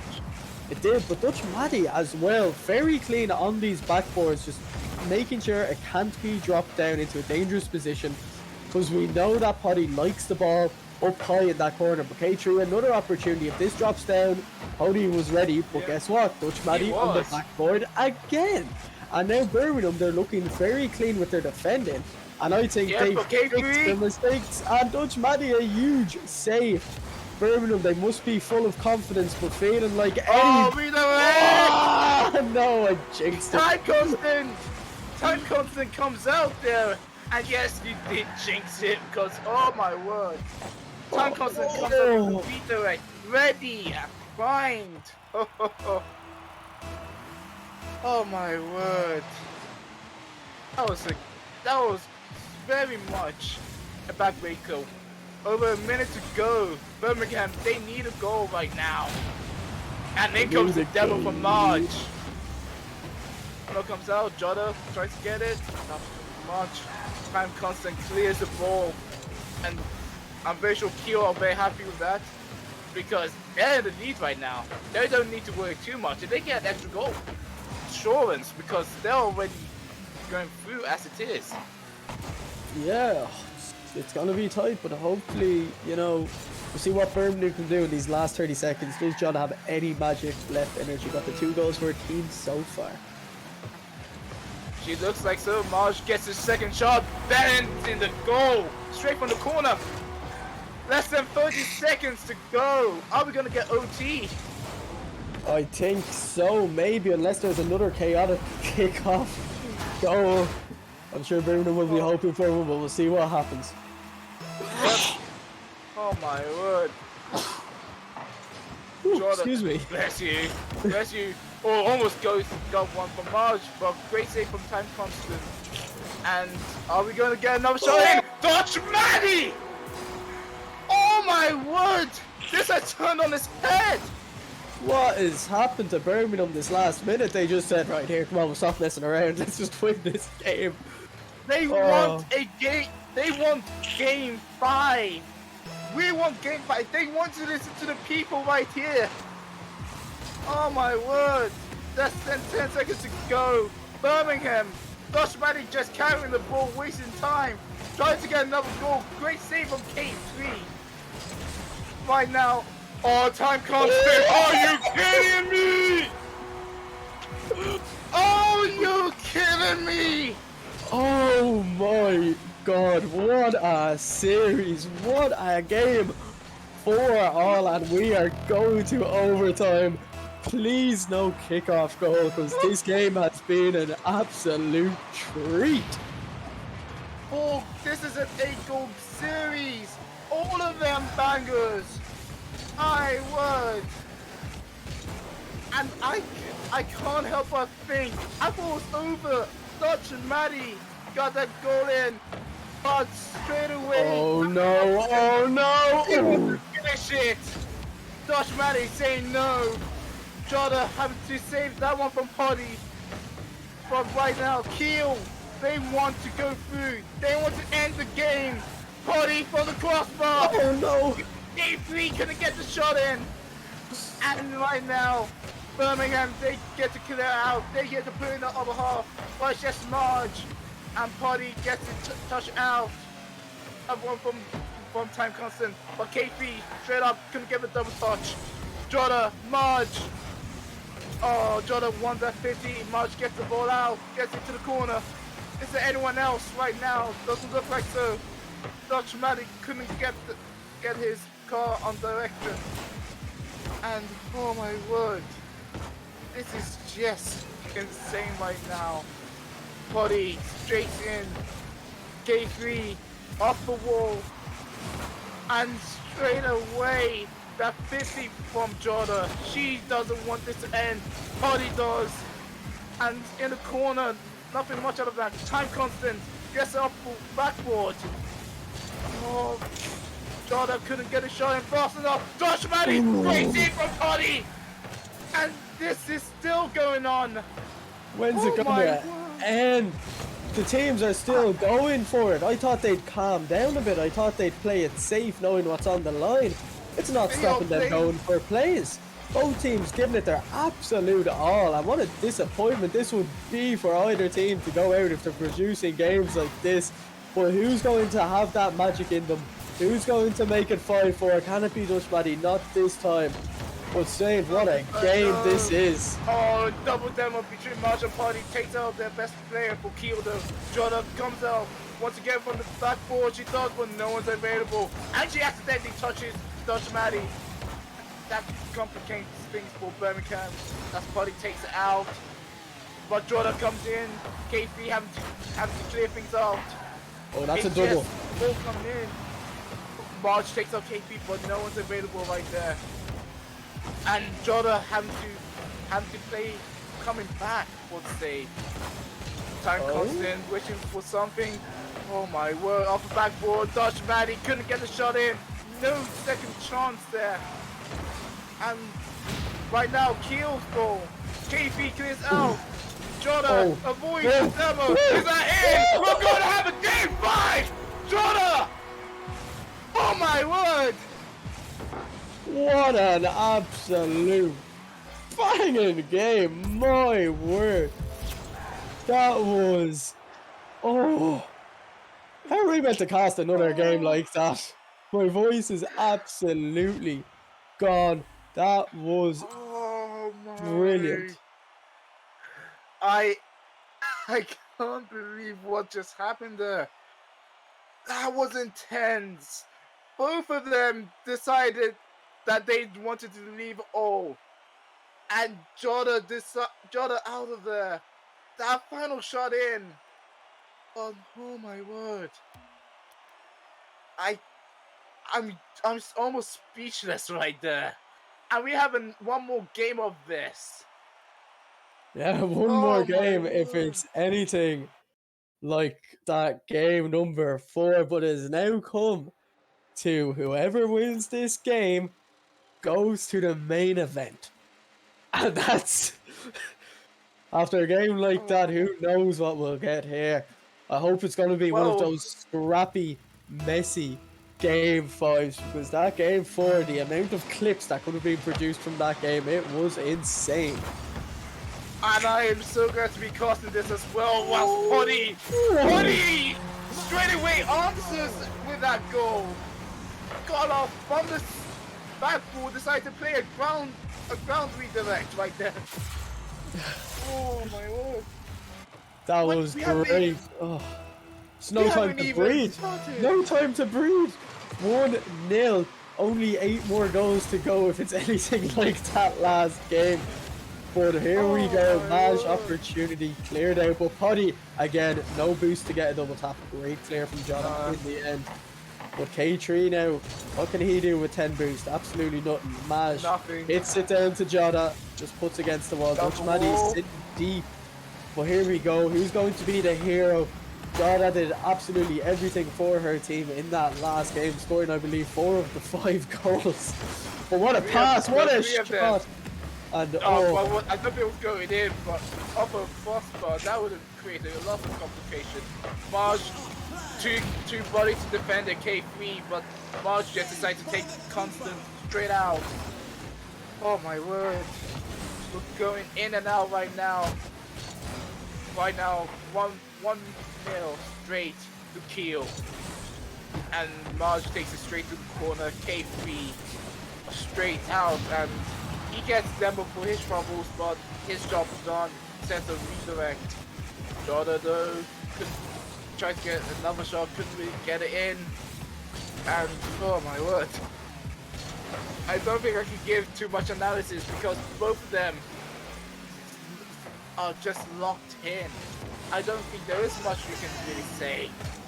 Time constant comes in with another shot. Dutch Maddie having to save this one. And straight away booming the shot in. Oh, is that it? That's it from Dutch Maddie. Let's go, Maddie. Oh, again, Maddie tying the series up. Ooh, steals us off Joda, but look at that placement. Upper right 90. No saving that anytime soon.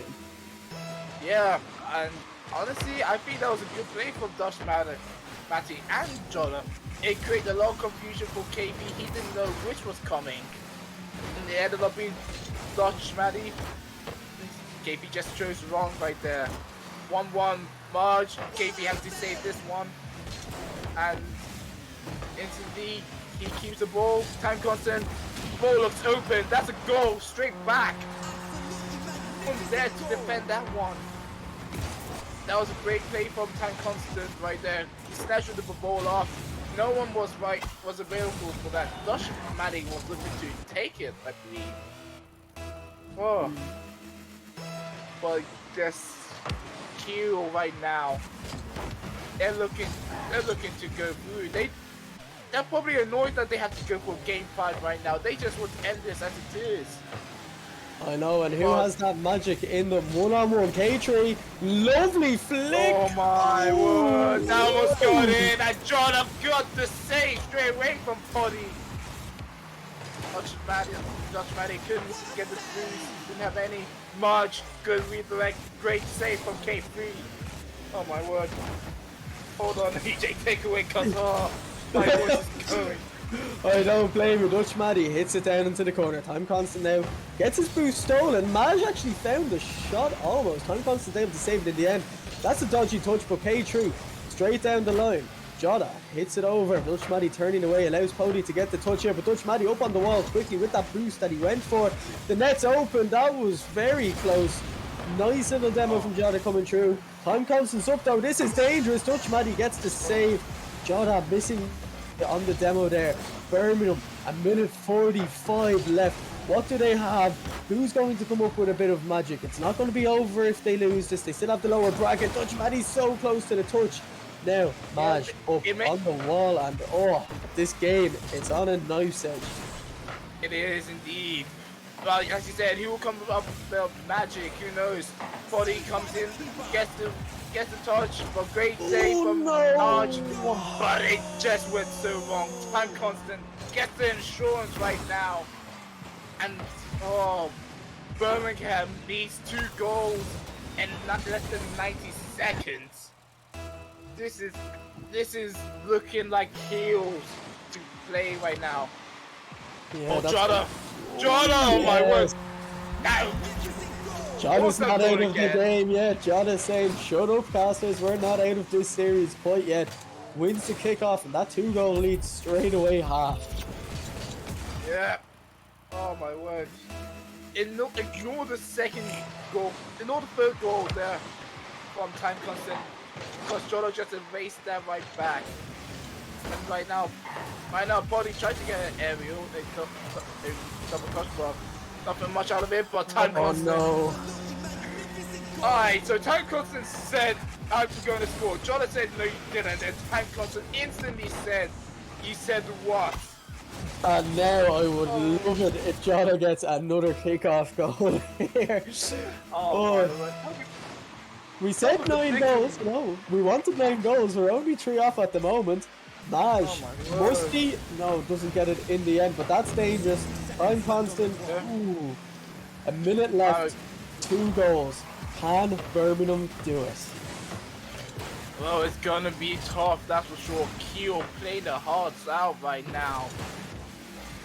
And, Maj gonna get the double charge, but Dutch Maddie comes up.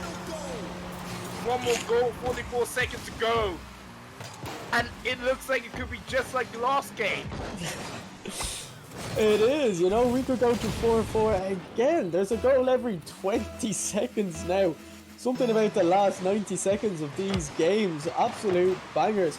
The goals aren't as flashy as last game, but they don't care about that as long as they're scoring. And ooh, the goal demo. There.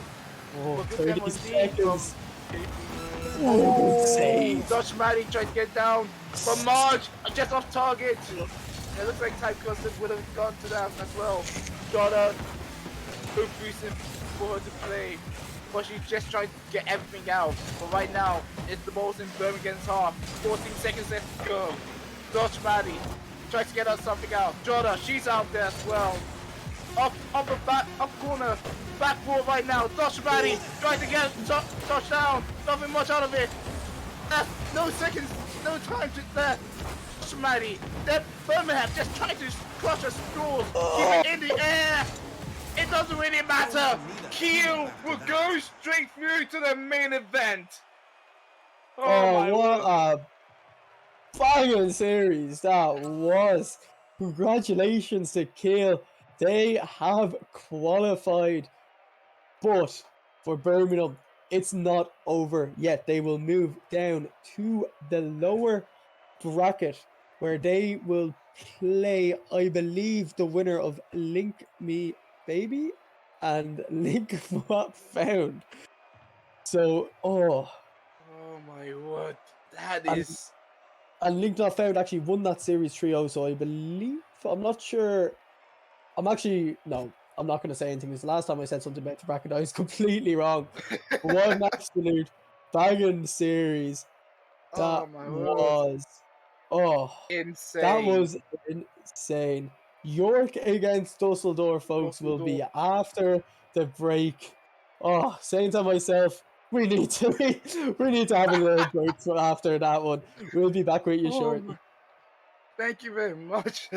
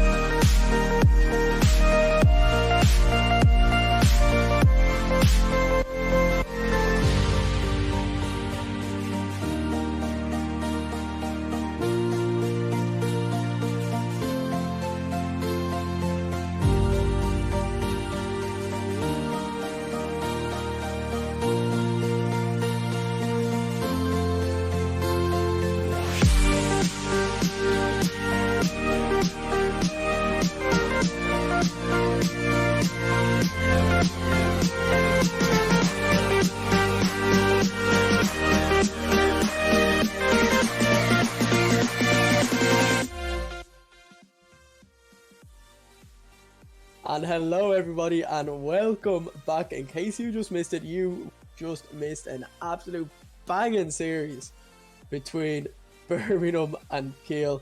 It was absolutely insane. Went to game 5, we had 9 goals in game 4, 7 goals in game 5. It was insane, it was nuts. Two very strong teams, Kiel taking it in the end, advancing to the main event. And now we have two more excellent teams in York and Dusseldorf. I expect it to be maybe a bit more one-sided than some might think, but I still think we're going to see some great goals today. I am joined by Sig and Senate. Sig, tell us a bit about York pun name. Well, they're a bit of an interesting mix, really. They're one of the best twos teams in the UK, but when it comes to threes, they're always hot and cold. Never falling below the top 16, but never quite hitting the top and just varying wildly between the two. There we go. And Senate, what do you think of Dusseldorf after casting them in the first series of today? Yeah, I thought they were pretty impressive. They had, great clean passing. They were a bit inconsistent in front of the net. They couldn't necessarily find each other all the time. Even though they did sweep 3-0, they weren't close games, so it could be tough for them. They were close games, yeah. They were close games, but I think, would you agree that York would be a much more difficult opponent than what they played earlier today? I'd expect so. York have got some real talent in their squad, so they're certainly going to have to do something about the just pure quality that York have. Fair enough. And after saying that, Senate, we'll just go into predictions nice and quickly. Who do you think is going to take this series? I'll give it to York, this one. Dusseldorf have done extremely well, but I think York is just going to be a step too far for them. Sig, would you agree with that? And I so want to go with the UK team, but I think I'm going to hand this one to Dusseldorf. Ooh, interesting. And myself, I personally think Lady Penelope, absolutely cracking player. I think he can put the team on his back, like we saw in the show matches. And like he absolutely loves to batter Irish teams. I think York is going to take that. So 2-1 split decision by the casters. I'm going to hand you over to Sig and Senate now, who will take you into the game. All right, so yeah, York versus Dusseldorf. Dusseldorf pulling out a nice semi-final. It was close games, but they managed a 3-0 sweep. York coming off a very strong performance against UWEC Stags. We're ready to get into the game. Of course. A lot of stages have been super tight, actually. Both the upper quarters between UE and York, and on the opposite side, we just saw Kiel and UAB really close. That's kind of just testament to the level I think we're seeing today. Yeah, and here we are. The game has starting, and it's going towards Husky, who's trying to get an immediate redirect onto the back wall. Doesn't quite get there. What do you think Dusseldorf are going to have to do to beat a team like York? Well, York like to play nice and close to the ball, so I think it's going to be a case of fighting fire with fire, trying to be faster and trying to get stuff in the back of the net, like Milton Pony has just managed there, snuck that one into the top right corner, getting those nice beats on the York players. Limbo, you see, playing it straight past Chinny there, had that first touch and puts it in an awkward position, and there was nobody else back. Yeah, that was a lovely little passing play, and passing is what we've seen a lot from the Dusseldorf side. Maybe they'll be able to use that to their advantage against the York team with the different play style. I can't imagine these teams have played each other that frequently, at least not maybe in a competition setting. No, at least not for a long while. They're in different groups in the URC. Dusseldorf placed second overall, second or third in that Group B with Loughborough, with Beckett. With Erasmus, actually, one of the tougher groups as it turned out towards the end of the event. York, though, they're in Group A. They performed reasonably. They barely made playoffs, if my memory serves correctly, then crashed out in the round of 20. And Husky, he's going to actually put it past York again, and we see it's that breakdown in defense. Jaffa trying to put the ball into mid, but nobody is following up. Tinny and Lady Penelope, two of the top players on that roster, just having to turn back as fast as they can, and they can't get there because they've pushed up way too far. Yeah, maybe a little bit sloppy from York. No one back, as you said. They pushed up too far. Can they bounce back? Well, Tinny takes a shot, or a pass, should I say. JavaScript picks up the ball off the post bounce there, and they're back in the game. Only one goal in it. Yeah, it's nice for the delay play as well from Tinny. Had to make the keeper second guess themselves there. Played the ball off that post nicely and in a place where his teammate could follow up almost immediately, because you can't cover both the pass and the shot all that easily from back there. Gonna see another play coming through now. My Little Pony, yeah, just going to immediately reply near kickoff goal. But when you force the ball to the backboard like that so quickly, it's always going to be an absolute pain. Limbo, that huge stop against Tinny was paying dividends there, because once you force it into that awkward top corner area, it's hard to tell exactly where it's going to bounce out. Yeah, Düsseldorf maybe making it look a little bit easy. Limbo has... Oh, he's still making plays even if he doesn't have a controller. Hopefully that will be sorted out shortly. I'm not sure what's going to happen there. But so far... He'll find a way. It's okay. Switch to keyboard and mouse, maybe? But so far, Düsseldorf have made it look almost easy against... Limbo's just lost connection. Hopefully we'll be back soon. He'll be fine. We've started now. They've got a 2-goal lead. I'm sure... Oh my god! That would have been a way to manage it. Just like 2v3... trying to shut down York. My Little Pony trying to force another one through with two defenders to find he's going to have a harder time. Tinny looking for some wave dash, looking for a play to get it past Husky, but Husky's going to stop him on the halfway line. Picks up the 100. Dunked by JavaScript though. Düsseldorf probably feeling the pressure a little now. Their teammates not with them. Doesn't mean they don't have to rely on him for anything, but they do at least have to be wary of a gaping hole. They're probably going to leave their defense every time they push up. Yeah, it's. I mean, it's quite impressive. Doing a 2v3, they've actually come close to scoring once or twice, and they're not letting up. It is a different game. You have to play very different strategically when you play a 2 versus 3. And Düsseldorf seem to be handling it very well, not really giving York many chances. JavaScript will send it up, and Husky Poggy, his full name. We get some Poggies in chat. Yeah, a few of those would be good. Hype up. Save my man Senate here. Save me. I'm struggling. No. But I was so expecting a Düsseldorf to just drive up the midfield there, but I guess they're kind of settling into this 2v3 situation. I imagine they'll probably be trying to trace it like a 2v2, but with an extra defender, because that is seemingly the way York are playing it right now. They don't really know how to create any gaps, and they've been playing this way for something like 75 seconds now. You'd have thought they'd have come up with a plan to try and break through. Maybe this is it. Tinny with a redirect, just going to go straight to the backboard. Not the clinicality required against these classy defenders. So a nice pass though, and not quite getting it on target. Husky is there. Husky's been very consistent for them in this 3v2, and it looks like they can still hold it together. It's a bit awkward, but there's people back, and Husky will take it down the field. Tinny though gets the block. My Little Pony going for an attack, and he beats Lady Penelope, but Tinny does get the rebound, or the save. But still need to be careful here, I think. Oh, that's such an incredible piece of work from My Little Pony there. Is just able to pivot his car around, ends up pointing straight down, and actually takes 50 as a sort of pinch play. And it was just enough to keep it away. And now with 20 seconds left, I think Düsseldorf might well take this first game, despite having been 2v3 for the best part of half of it. Super impressive work. I mean, they've just been so consistent. They're not letting York exploit any gaps. In fact, they haven't had many gaps. York really haven't taken advantage of the slightly unfair advantage that they had. And yeah, I mean, if they keep that up, it's looking good for Dusseldorf.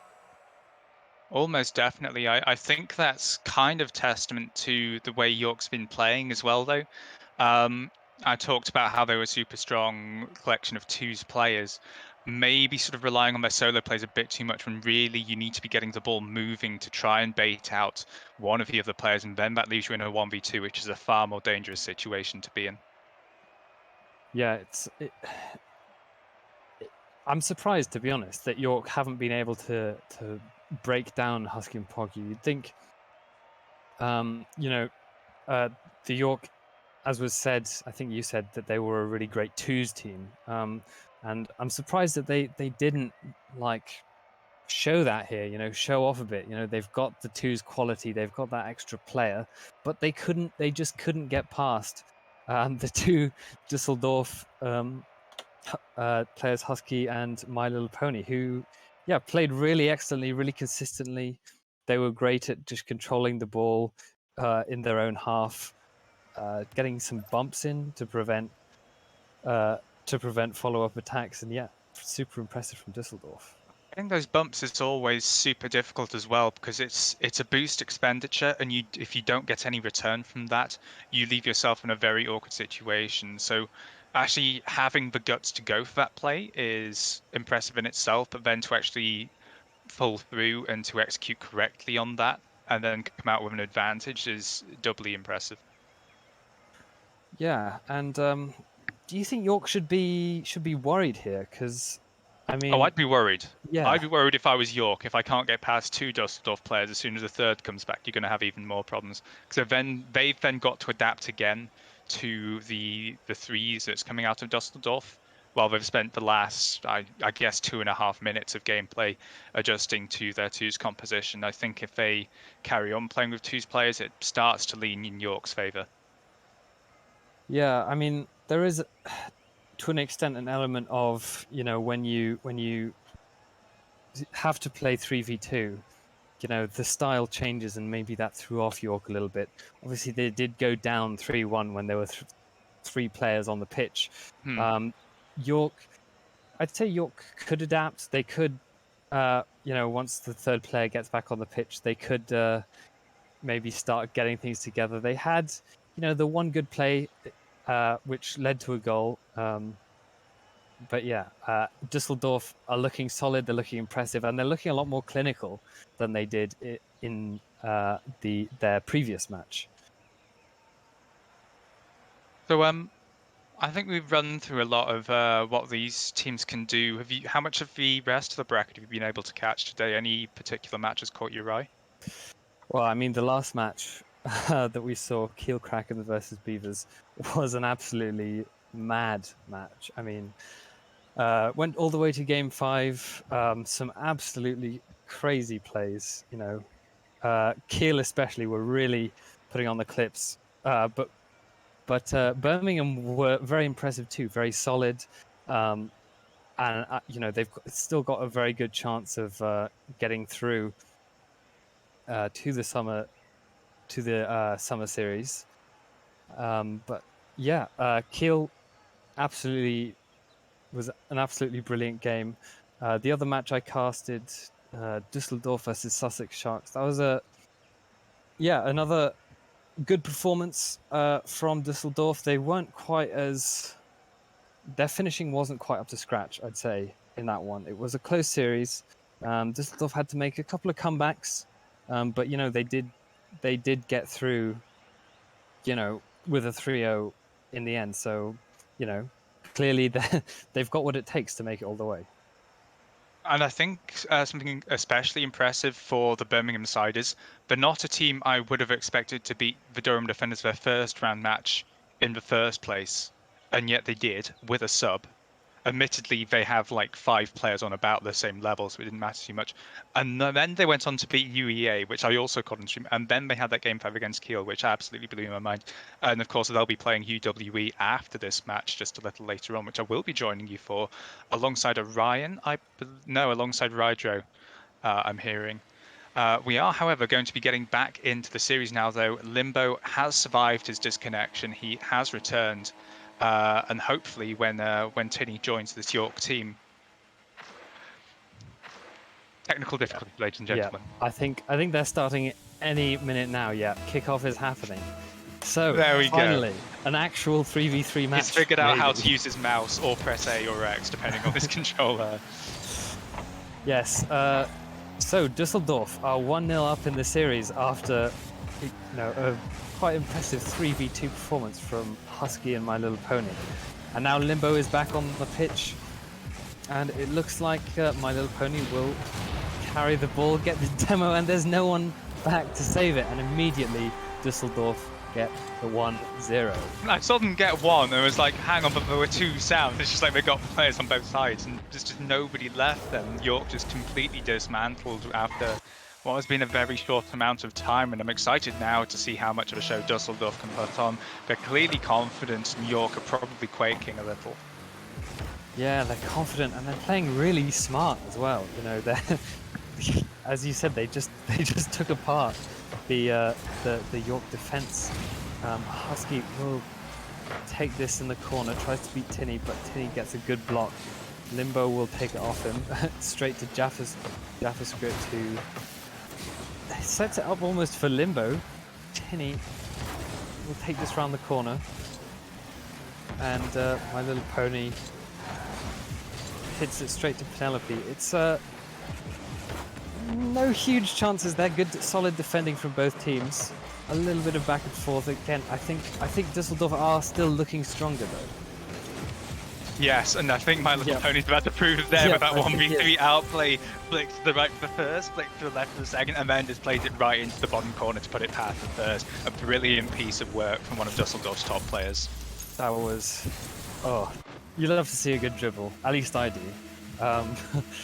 And to 1v3 all of them, it just catches them out of position, and their defensive rotation of York maybe needs a bit of work. As we can see, it's 3-0 here, with nearly 4 minutes still left on the clock. Limbo taking advantage of the fact that there's just no one back for York. What's happened? It's really hard to say. I mean, I hope their heads haven't gone, but maybe they're just not playing with a lot of confidence after that first game loss. They feel like they could have done a lot better with that, and I think they are a team which leans a little on their emotions to get things going. They're very much like a Portugal or a Brazil in traditional football. They lean on their emotions slightly, and that means if things go badly, they can actually go very badly very quickly. Well, maybe Düsseldorf will want to be emulating the German football team who just took apart the Portuguese football team. So you never know. Maybe we'll see a match like that. I mean, obviously, completely different sport. Limbo here taking another open net. What is happening with this York team? I mean, they're looking for each other, and then there's just no one back. It's just they're stepping too far forward. I think there's a subtle irony in the fact that Germany's the national team. But yeah, York once again getting caught too far forward, maybe trying to force the issue a little too much. It's getting quite hard to give them excuses when honestly it just looks like they're being beaten to everything. Husky now sends it up. Tinny is going for that aerial, and it sets it up straight for Limbo. Clash there between My Little Pony and Lady Penelope, and it's awkward. It's an awkward bounce for My Little Pony to get on the end of. Still, all the pressure is in the York half, and wow, Limbo with an absolute banger of an angle there off to the back wall. Oh, so impressive. Yeah, and being able to get that distance off the wall is so difficult as well, because you have to time not only your roll back into a wall, but the time you actually get off a wall. You don't want to end up too far away or too low, or be too close, because otherwise you can't get around it. There we go. That's an opening for York. This is their opportunity to get back in now. Maybe an ounce of luck there as Limbo misses the ball as it trickles into his net. But honestly, it's probably what York needed at this point. Yeah, can York use this maybe little bit of momentum, a bit of a slip up there from Limbo. 5 goals in 2 minutes It's definitely within the bounds of possibility. It's certainly not going to be easy though, with the Düsseldorf side playing as well as these players are. Limbo now blocked by Lady Penelope. Tinny tries to pitch it down the field, but it's weak, and bit of a back and forth in that corner there. Tinny gets past one, gets past another. He will put it away for the second goal for York. And Tinny maybe deciding to step up, beating Husky there. And yeah, that was a lovely little solo play coming out from Tinny. And that is one of the things you do have to keep mindful of, is at any time one of the York players could just get going, and once they start rolling, it's very difficult to stop them. My Little Pony, though, he's having similar ideas, and he's going to slam home a 6 for Dusseldorf. Yeah, a bit of an awkward kickoff there. My Little Pony with just the clinical mechanics, you know, not wasting any time, going straight for it, putting that straight in the net. I mean, there's something to be said about maybe Düsseldorf's sort of no-nonsense approach. They're playing really solidly without maybe too many super mechanical plays. They're just, I mean, in my opinion, they're just playing very smart, and that's sort of undoing the York defense somewhat. I mean, they did Limbo very is caught. almost. Oh, Limbo that's caught in limbo there. That was so close to a third goal for York. And they really should have had that there. Lady Penelope will be kicking himself after that one. Lady Penelope going for an aerial play. Limbo hits it to the wall. Doesn't get a second touch. Probably didn't really want to there anyway. Lady Penelope will centre it, but no one on her team is there. Just the Düsseldorf players, and that is nearly another great team play. They're just playing with the food now. It's hard to watch. I think you were right though. They're a very consistent side of stuff, and that was how they very almost won their group. Ended up choking in that hilarious reverse sweep against Erasmus to end up placing third in their group. Still ended up in the upper bracket, but must have been very disappointing for them. Yeah, and here comes another shot from Husky, or possibly a pass. It's hard to tell sometimes. Husky with the great defensive demo. My Little Pony doesn't quite get there, but Limbo's there to follow it up. 50-50 off Tinny, and it's set up well for Husky, who puts it down in front of the net. It's cleared away, but there's 10 seconds left on the clock, and wow, that is a lovely, lovely shot from Limbo. 7-2 on the board, 7 seconds left. Yeah, this is pretty much Düsseldorf's game now. Here we go. Yeah, lesson to my C2 teammates: not every touch you have to take has to be super hard, straight at, you know, the goal. It can just be a light tap which changes the direction of the ball slightly, which puts it on target. Yeah, and Düsseldorf are really just spotting the gaps in York's team. There's a huge clearance, and Limbo doesn't quite get it, but it doesn't matter. 7-2. Wow, impressive stuff from Düsseldorf. It's an absolute statement, and York have got to make some real changes heading into Game 3. I think maybe just a mentality switch up. You know, need to bring back that same level of focus they had at the start of Game 1 and try not to let themselves dip again. Yeah, wow. I mean, Düsseldorf on the verge of sweeping York after having only 2 players for the majority of the first game. I mean, that says something about the level of consistency that Düsseldorf have. Yeah, and I honestly am really excited to see how they continue in the main event, which is starting to look like very likely that they'll make, because they had a slightly unfortunate time in EURC. They got knocked out in the lower bracket by while they were playing with their sub, I think. And I think them having a second opportunity would be really nice to see at the end of this academic year. Yeah, well, here we are into Game 3. It is 2-0 to Düsseldorf. Maybe a bit of nerves for York, although it is really hard to close out a Game 3 in a series, from my experience most of the time, but it doesn't look like Düsseldorf are going to have many problems. Husky, 7 seconds into the match, gets the first goal with a great pass from My Little Pony. Lady Penelope just not able to reach it in time, and it's 1-0. Icing for Vane Senate, as always. Just got to keep focusing, carry on ploughing through, and even when the going does get tough or there's a lot of pressure on you to win a game, you just have to focus on the play. That being said, York almost scraping one back there. Tinny, and I think it was JavaScript putting shots into target, and Dustdorf only just stopping them on the goal line. My Little Pony looking to return the favour now, cuts the ball back past JavaScript, but Lady Penelope can't get it through. Limbo, it's off the crossbar and down, and so JavaScript going to tip that over to his mate on the left. It's Tinny. Can he get it around the corner? Well, he can get it past Husky. Can he get it high? Yes, he can, but that's one too many touches, and he's handed the ball straight back to Dusseldorf. Husky going to miss here. Should be an opportunity for JavaScript, and there we go. For the first time in this series, I think York have tied up the scoreline, and it's not a 0-0.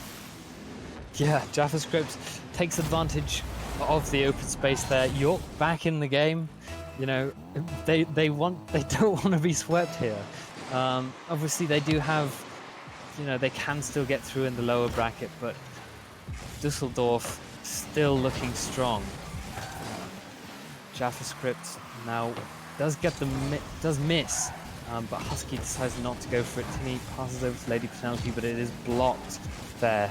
And Tinny now taking it low, blocked again. Lady Penelope will take it high this time, and with the flip reset, maybe not quite. Husky not falling for anything there. See what's up next. And wait, that's just open? He's just placed that bottom left corner and nobody was back. York, we see JavaScript turn there. Maybe a slightly audacious cut, and Tinny just getting knocked all the way out. Honestly, I think he was being bumped into a slightly better position there. Husky playing him almost towards the back post, because all of them ended up in that near corner, a place where you really don't want to be if you're actually trying to defend the ball. Yeah, really awkward there, and this could be another goal. Husky gets blocked by Lady Penelope off the line. And yeah, this is getting intense now. Tinny takes the shot, and oh, it is beautifully placed in that top corner. Tinny ties it up. Yeah, My Little Pony failing to pick up the ball on the back wall then. That really was where the cookie crumbled. There wasn't much that any of his teammates could do to bail him out after Tinny had that pinpoint perfect placement. Limbo looking for someone in the middle. It is more or less an open net, but thankfully for York, no one from Düsseldorf is there to capitalize. Husky will take it up the wall, trying to beat Tinny, but Tinny does get the block away. My Little Pony is there to follow up. Lady Penelope puts in a rather awkward position. Limbo hits it off the backboard, and JavaScript, oh, nearly cost them, and oh, it's great defense there. A little bit shaky, but they scramble it away in the end. Dusseldorf are a little unfortunate. They just had a wall of York players driving at them. The green wall, although not the one you're familiar with if you're from Call of Duty, just sort of blocking everything in their way. Tinny, though, getting another save here should open up an area of opportunity for York. He's going to 50 the ball into the midfield, but it's Pony that's going to get up first. JavaScript is not going to get dunked. He's going to get that ball through to Penelope, puts it into the middle. JavaScript, though, unready to follow up. My Little Pony with the reply. It's over to Limbo, but he can't make contact. Limbo, I think that's the second time this game he's ploughed the ball straight into a defender, all missed entirely. 2 minutes on the clock for one of these teams to capitalise now, and honestly it's looking kind of sketchy for Dusseldorf in case they choke again. And there we go, it's beginning. JavaScript going to nail that one in the top of the white net. There it is, York finally ahead. They're not making it easy for Dusseldorf to close out this series, and they want to fight back. They want to get into that game 4. 2 minutes left on the clock, though. Absolutely anything can happen. My Little Pony going to feed that ball forward. Limbo going to trap it on the backboard. Tinny trying to pick it up, put it towards the sideboard, but I think Husky's going to win out here. Lady Penelope not quite fast enough. The touch is weak, though, and Lady Penelope was able to play that backboard. My Little Pony picking it from the midfield, got it to the backboard, had a second touch, and that's perfect as well to tie it back up. But Dusseldorf Gaming Dragons starting to warm up once again. They've been looking a little shaky for the most of this game, but as soon as York have really started applying the pressure, it seems they've woken back up again. Yeah, Tinny just getting caught out on the back corner there, allowing My Little Pony to just put that where no one else can get it, and it's another attack for Dusseldorf now. My Limbo, it's on the line. There's no way! My Little Pony, that was so close. Tinny flicks it away, but there's no one there to That's like capitalize. the third open net blunder from Limbo this game. He was just rolling at it. I was like 90% confident he was going to get it. And now he's potentially put his team in jeopardy of losing this third game and starting a possible comeback. JavaScript gets it past Husky, but Limbo is managing on defense, it seems, does manage to get that ball out the way. Husky going to beat Tinny as well, and so it's Lady Penelope on the back line. It's a weak ball forward. Limbo getting it out left is going to buy his team a whole bunch of time to do what they want with. Hopefully going to collect some pads, get some boost, and get ready for this next period of offense. My Little Pony to the corner. He's got a dunk onto second. Tinny is going to clear it. It's a good save as well, because he's got the ball all the way down the pitch. Limbo now up and over the top. Can he get it up again? No, because JavaScript's going to beat him out. The bump onto JavaScript as well, going to make things very awkward in the York defense, and this has got to be sustained, the offense, for maybe 40 seconds now for Dusseldorf. York better be feeling it by now, because they've looked not so solid in the other games. That, though, that was an opportunity, and it's been missed by JavaScript, but it should be Tinny's. 14 seconds. It's a cursed scoreline, at least in terms of European qualifiers. But maybe, just maybe, York can redeem themselves and hold the last quarter of a minute here. Yeah, Tinny has been excellent this game. He's really sort of brought his team back up. He's gotten 2 goals, gotten some lovely angles. Maybe a bit quiet from someone like Lady Penelope, but in this game at least, York seem to have gotten the better of Dusseldorf. There's 4 seconds left on the clock. Dusseldorf are going to be looking to keep it up, and will they do it? No, they won't. It will go to York, and it is 2-1 to Dusseldorf in the overall series. That's an absolutely critical bump there as well. I think if, I believe it was Husky under the ball, manages to get that up, it becomes overwhelmingly scary for York. That ball was already in a solid position if it wasn't buzzer beater time. But otherwise, getting that ball high and in the box with 0 seconds is just going to strike fear really into all the green players. Dusseldorf, as I said, closing out a game is one of the most challenging aspects of a tournament like this, especially when it's to qualify for, you know, the main event, which Dusseldorf will obviously be looking to do. Do we think they're going to be able to bounce back after that? Or are York going to take it all the way to game 5? Well, Dusseldorf have done this before, and they did it against Erasmus. I'd hope, given York is not quite such a good team, they won't entirely choke it, but I'm not going to rule it out at this point, because it's already started to happen. Well, I'm sure they'll be working towards not doing that. York do seem to have the first attack going on. Lady Penelope setting it up. It's a bit awkward for Husky, who's on the wall, and Limbo now will take it over Tinny, dribble it over JavaScript. It's just Lady Penelope back, who does a good job. Tinny stumbling a bit under that ball, and that might be an open net. JavaScript, I think, was bumped. And yeah, 1-0 off the bat to Dusseldorf. Well, if there's a way to let your opponents in, Tinny has just demonstrated exactly what it is. The little pirouette on the ground, not close enough to the ball to do any real deflections or get any work getting it to his teammates, and so Dusseldorf do just have to put it on target. And that's a nice little passing play to get it out to the defense as well. Should be able to get some boost after what might have been a quite awkward reset. And Tinny is looking to take it up the wall. What can he do with it here? He tries to pass it down to Lady Penelope, who gets the shot off, but My Little Pony is there in his face to clear it away. And Husky will dribble this, flick over Tinny. It's just JavaScript now to beat. JavaScript does well though. But the pressure is still in favor of Dusseldorf, and Husky puts it away 2-0, 1 minute gone. Every other time Dusseldorf's had a 2-goal lead, that's been it. York haven't been able to come back. If York want to keep their chances alive in the upper bracket, they really want to start forcing stuff as soon as they can. They do not want to be delaying getting this disadvantage removed from themselves. Limbo should get this ball picked up. He's going to have a fine time getting it past Penelope, and that 50 against Tinny is put in a good place for My Little Pony, who just took a little too long turning around. A pinch now, back into the midfield. Husky's up, it's to the backboard, a double potential. He's there, and that's a massive dunk. 3 minutes 39 on the clock, and Husky, he's meaning business, even though his team are already looking and very commanding. Oh, Husky absolutely flexing on York there, really showing off his skill. I've said that they haven't been the most flashy players, but that was a super play. And that There's no way. Is that just a kill? Oh, I'd be done at this point. That's so sad for York. Oh, still 3.5 minutes left, 4 goals. It's not impossible, but with the way that Düsseldorf are playing, it is going to be a massive challenge. Regardless of whether a goal would have been scored or not after the 3:30 point, I'd be forfeiting as soon as I was able to if this was a ranked game. Unfortunately, York do have to play this one right through to the end, and maybe, just maybe, we'll get to see some magic come into play. 3 minutes 20, that's 200 seconds for a miracle to come out, and it very almost was shut down with the 5th there.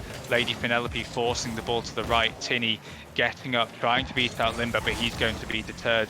Lady Penelope having another crack, but it's another clear into empty space. York really need to start linking up, otherwise we're going to be under pressure for longer and longer. Husky off the ceiling, Tinny's there, he is going to get a deflection. My Little Pony, he knows exactly what to do. He just has to wait in the midfield, bide his time, get the ball up for his teammates. That's the double from Düsseldorf, but I'm not even sure it's going to matter because of York's positioning. Lady Penelope really taking his time getting around that ball.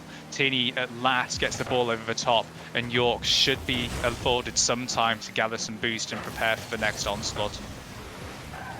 Yeah, Düsseldorf are so good at finding each other on the pitch.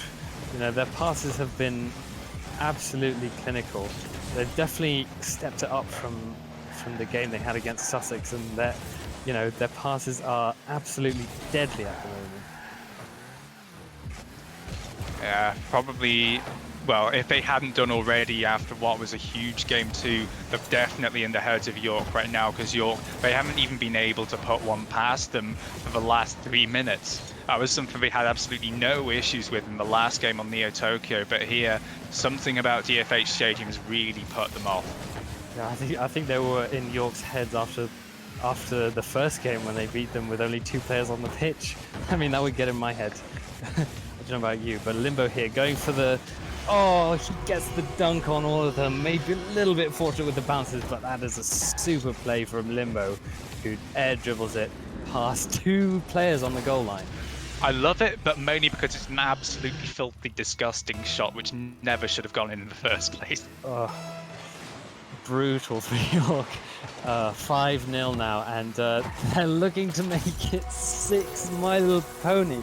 What a shot off kickoff.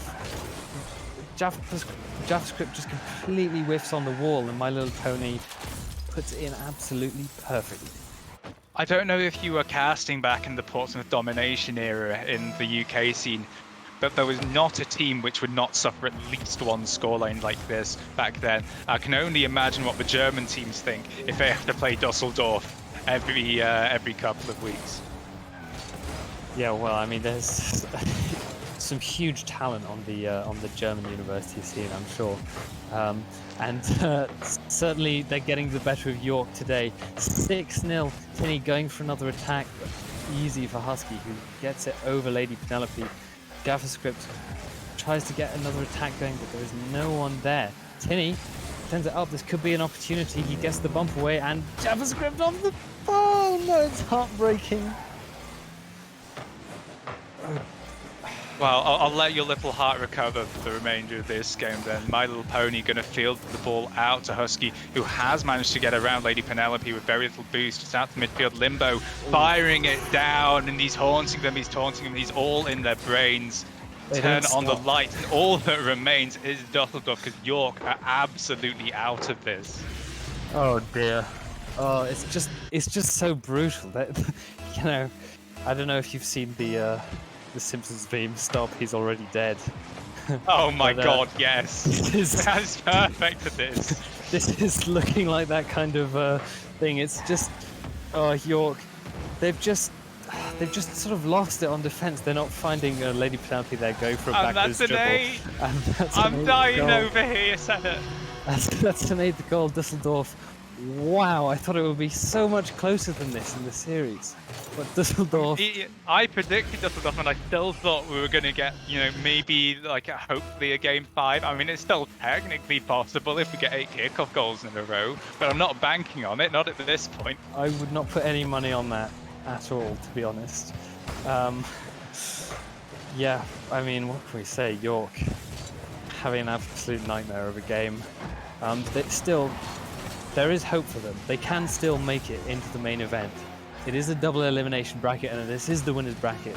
So Dusseldorf looking set to be a heavy hitter in the upcoming EUR tournament. But wow, what a absolute domination from Dusseldorf. Yeah, that was terrifying and an absolute statement as they joined the Kiel Krakens in the main event. What a masterpiece. I mean, yeah, consistency from every single player on the Dusseldorf team. Fantastic. Congratulations to them. They have made it through. We are, I believe, going to go to a quick break now. So, yeah, we'll catch you for the next game.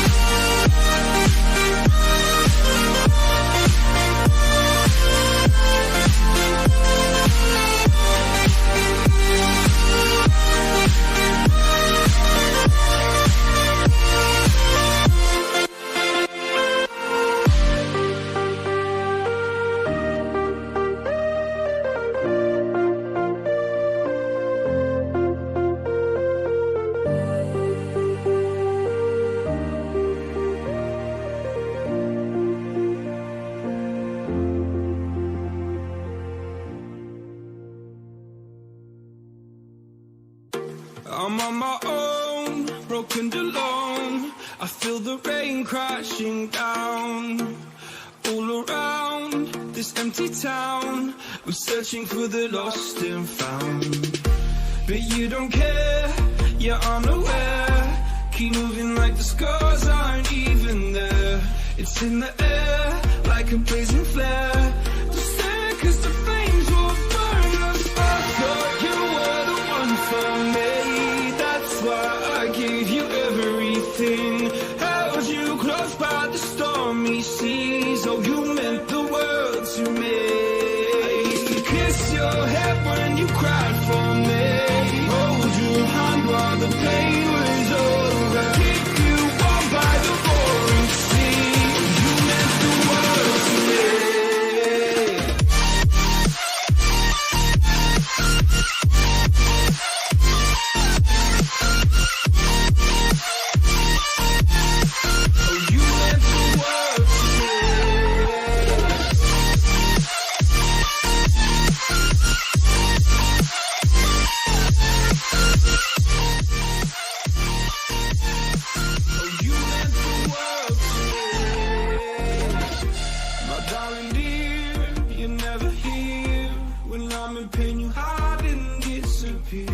Like shadows in the atmosphere, charting the stratosphere. Yeah.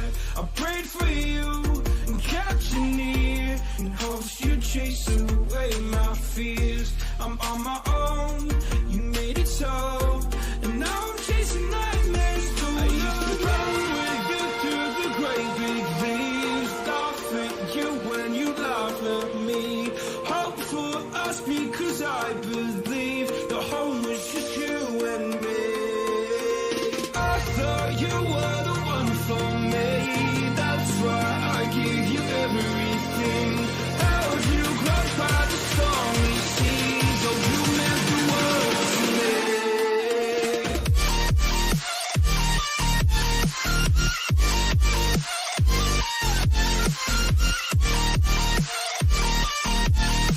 Oh, you meant the world to me.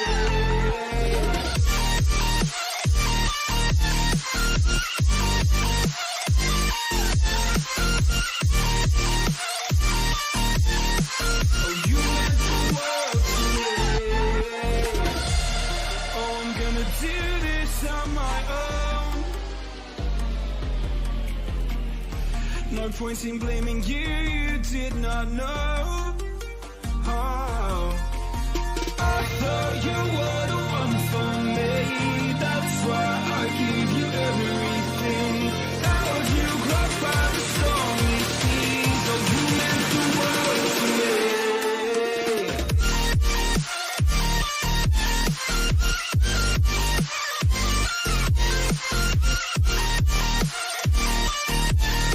Oh, you meant the world to me.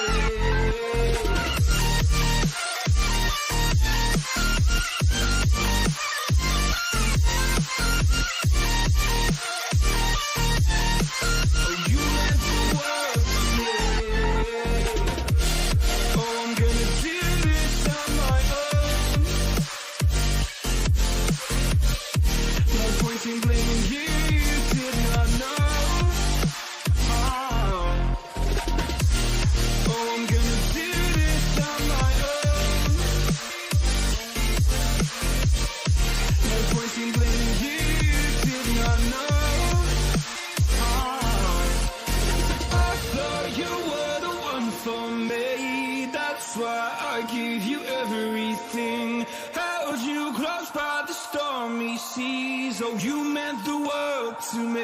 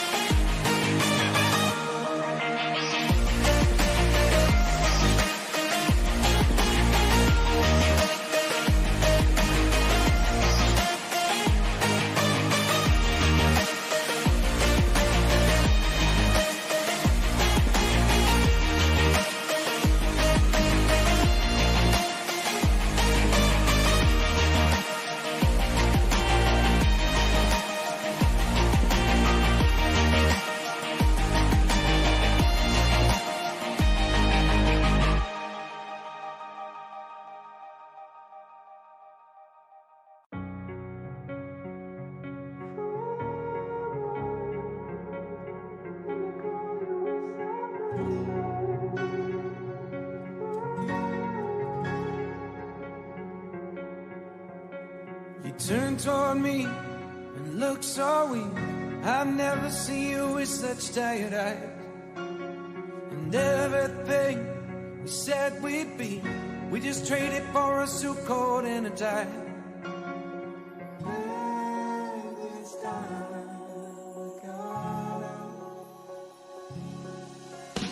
From underneath the rows of trees, I will see you where the ocean meets the sky. Under your toes, the fire grows. You are ready for a different kind of life. I'm shining forward, the wind is cold. You must return to the wild. I'm shining forward, the wind is cold. You must return to the wild.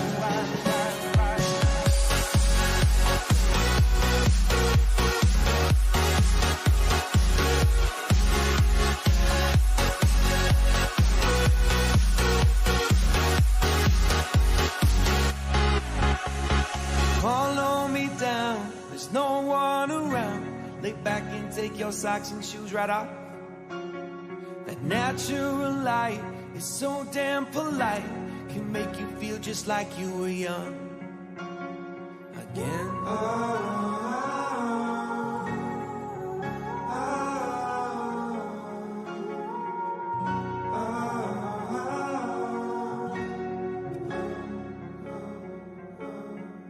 Standing underneath the rows of trees, I can see where the ocean meets the sky.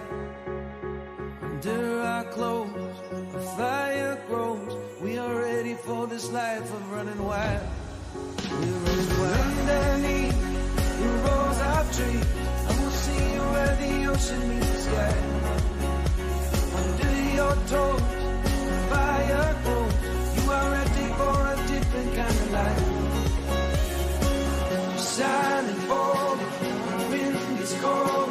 You must return to the wild. Shining forward, the wind is cold. You must return to the wild.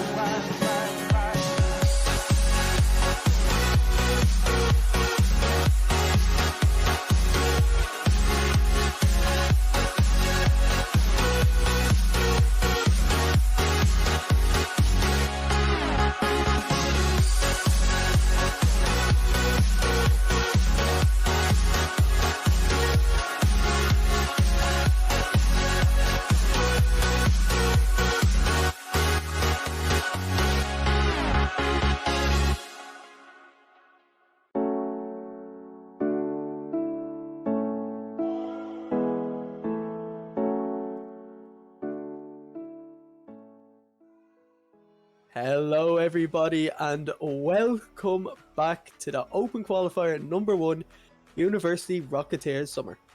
I'm still Ejam. Joined with me is Orion and Rydro now to bring you the 4th and penultimate series of today. We have got York Pun, who just got absolutely battered in that last series, especially that last game, losing 8-0, and against them is Lincoln. You know, York, you think, would be favourites here. However, you know, given that last series, who knows how they will do. Orion, how do you think this game's going to go? It's a bit of a weird one that we've ended up here, really. Lincoln have got, I would say, semi-fortunate by their, I think it was their B team, got a DQ against UEA Blue Jays, who were obviously the favourites to win that. That was in the lower bracket. And then the two Lincoln teams came up against each other, obviously the A team being victorious there. And now they find themselves against York, who have just dropped emphatically to Dusseldorf on qualification points. So it's going to be a strange one. York have just come off of a crushing defeat, and Lincoln find themselves in a fortunate position where they're just one series away from qualifying. So I really don't know which way it's going to swing. There we go. Rydro, would you feel the same way, given that last series was so one-sided, or do you think that York will find their form back? Well, honestly, after that series, I think it's going to be really tough to be bouncing back, like, especially after, I believe, the first game. Like, they lost at 2v3. I mean, it would be hurting a lot, and it kind of showed, like, yeah, they had, like, at least they won a couple of, like, maybe one game, but, like, after all, I think they got absolutely dominated, and they're going to be finding themselves in even harder spots right now. They're, like, in the lower bracket, so it's going to be really tough. I think they're going to be having their mentality to be tested, but I think they had, like, some kind of a good break, I would say. They could be, you know, just talking about their rotation, like strategy or whatsoever. It could be a moment for them to be bouncing back, but again, like, it's going to be really difficult to have, like, any kind of faith on them. So fair enough. I think York is going to be having it really hard here. Fair enough. Well, in that case, Rydro, who do you think is going to win this game? Oh, I'm picking Lincoln, even though I haven't really seen them playing before. But since York is going to be having it a lot harder, I'm picking Lincoln on this one. Orion, would you agree? I think I'm also going to go with Lincoln. Yeah, I think it'll go game 5, but I'm actually going to give it to Lincoln on this one. I haven't seen a lot of them recently, but I know that there is talent on that team. Azazel is kind of the spearhead of that team, and when he shows up and pops off and is feeling confident, then Lincoln could really work well. And York, after the back of that defeat, I think that their heads are going to be hanging pretty low. So yeah, I'm giving it to Lincoln. And I'd agree with the two of you there. I think just they're going to be tilted after that last series. It was rough. They got brutally decimated in the first and last game. But you know what? We'll find out now. I'm going to throw it over to the casters of Ryan and Rydro. Yeah, well, it is going to be an interesting one, Rydro. I'm not sure what to expect. I mean, if York can just kind of pick themselves up from that loss and remain positive and think, you know, well, we've lost one qualification point to a very informed Dusseldorf, I must say. They still have the chance. It's not completely gone for them, and if they do pick themselves up here, then we could definitely see them overcome Lincoln. Yeah, I mean, they do have another chance here, and I'm pretty sure they could prove themselves. I think the first game is going to be really important, because if they take the first game, they could just calm down a little bit and be like, yeah, all right, we got this. We just need to try harder and maybe try focus. So I think also the first goal is very needed for York, just to give the confidence back for them. Yeah, first game definitely going to be important, and the first goal as well. That one was sent on target by Tinny, dropping down Campanella. He squeeze it in. Oh my goodness, Luke! I didn't even see him there. I thought I was going to be calling a goal for York there. Here comes Tinny though with the air dribble. The mechanics coming through for Tinny already early on. Chooses to slow that ball down, gets the perfect free flip and catch straight over the top of the Lincoln defense, and that is one goal on the board for York within the opening minute. Yeah, I think this is the moment for a little bit of satisfaction for them. It felt like, yeah, they had like a really good dunk just to apply the pressure very early on, and the first goal to be mechanical. I think this will add even more confidence for York. but there's still a lot of time remaining here. Plus save here by Java, and they already get a decent booming clear. So yeah, it's going to be very interesting how the third goal is going to be affecting the mindset for York for the better. Yeah, there's Azazel with a shot at the near post. Dave G tried to sneak it in and loop there to try and muscle it home, but still not over the line. Penelope now 100 boost to take this one clear. Opts to go up to the ceiling. Don't think he's going to reach this one. Tinny is there though. Wants to sneak it past Dave G, but can't quite get it around him. Zazel now onto the backboard. Tinny with a bit of an awkward touch on defense, going to give the ball to Luke. Now Lady Penelope 1v1 against Zazel, who does come out and grab that ball in the midfield. Dave G trying to wait for it to drop down, manages to get the touch, and the flicks from Dave G, they've looked pretty clinical. Like, he had one on net and then one out of defense as well. Definitely seems to be a very ground-oriented player is Dave G. Yeah, oh, well, I was actually about to be talking about the defensive positioning for York. Like, yeah, they kind of looked awkward earlier, but the 50s kept them holding strong. But the moment they had like another counter against them, it's just like they couldn't really survive. And the ball was like kind of left uncontested here, so the game is going to be tied up. And technically, not kind of mistake that you want to be having right now, especially in a series that is very, very important. Absolutely, tied one apiece now. Azazel looking for the angle. Couldn't find it. Dave G with the shot on target. JavaScript to save it away. Luke now with the follow-up shot. It was an open net, but couldn't put it on target. Tinny now trying to get clear. Still just hanging around in that corner. Not where York want that ball to be at all. Still in that half. York not finding the clears just yet. There is one onto the backboard. Luke is going to have a very awkward touch to deal with here. He's not going to find it, but Azazel bailing his teammate out there with a touch over to the side. Dave G sent this one long. York almost conceding another open net. That is something that York do struggle with, is when they all push forwards, they're just kind of a bit overzealous and catch themselves out slightly when that long ball then comes over the top. Speaking of long balls over the top, Dave G was trying to sort something out with the air dribble there. Luke with a soft touch. Azazel with a harder one off the inside of the post. It's still just wide of the mark every time. The pressure right now from Lincoln is pretty good, but they're just not putting the shots on net that are going to trouble York. Yeah, I think that is still a good sign though, and as Dave gets to find the placement, and the moment he just go for it, actually, they managed to find the net. I was like about to be talking about the patience playstyle coming from York. It's almost like they don't really want to be taking the risk. They're like, it's always nice to be patient, but I think it's allowing Lincoln to be pushing a lot, and that is probably the reason why York is like defending a lot more, and right now they lost the lead with 1 minute and half remaining. They're finding themselves in a bit of a difficult spot at the moment, as they had a really good start, but it seems like things are just slowly changing, and Lincoln, if they gotta continue on with this pressure, then they could actually take this game and maybe even have the momentum later on. Yeah, it really seems like that comeback has been a result of just relentless pressure from Lincoln and poor clearing on defense from York. And here come Lincoln once more. Dave G gonna wait on the side for this one. Penelope with a flick over the top, but Azazel there to try and get the block. Luke a bit out of position here. Open net for JavaScript to shoot at, but Dave G at the near post just smothers that ball clear. Tinny now up high, should be able to get back to this one with a pass down into the midfield. JavaScript with the shot, drops it down, and York have re-leveled the score here. I mean, they kind of have like mix of both. First, we have seen that air dribble run. Right now, we get to see that kind of pass.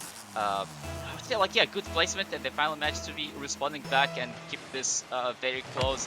I was like, yeah, maybe expecting the first game to be a bit one-sided, but it seems like, yeah, they're just looking a bit more calm and collected here, and yeah, things are just looking very promising for York. Absolutely, there's 30 seconds left now to try and find a go-ahead, and you would probably say a golden goal for either of these teams. JavaScript has lofted one into the midfield, but Dave G off the backboard able to put it down. Only as far as Lady Penelope though, looking for the double touch. Dave G once again on that backboard, just firing that ball clear. That one is on target. Azazel forced into an awkward touch there. Lady Penelope trying to get a pass into that final third. It's a bit of chaos at the moment. Azazel not going to make the touch either. Luke in a 1v1 against Tinny. Can't get the ball on top of his car. That 50-50 could have easily gone in though. Penelope to send it down, and we go to an overtime here in game number 1, right, Griff?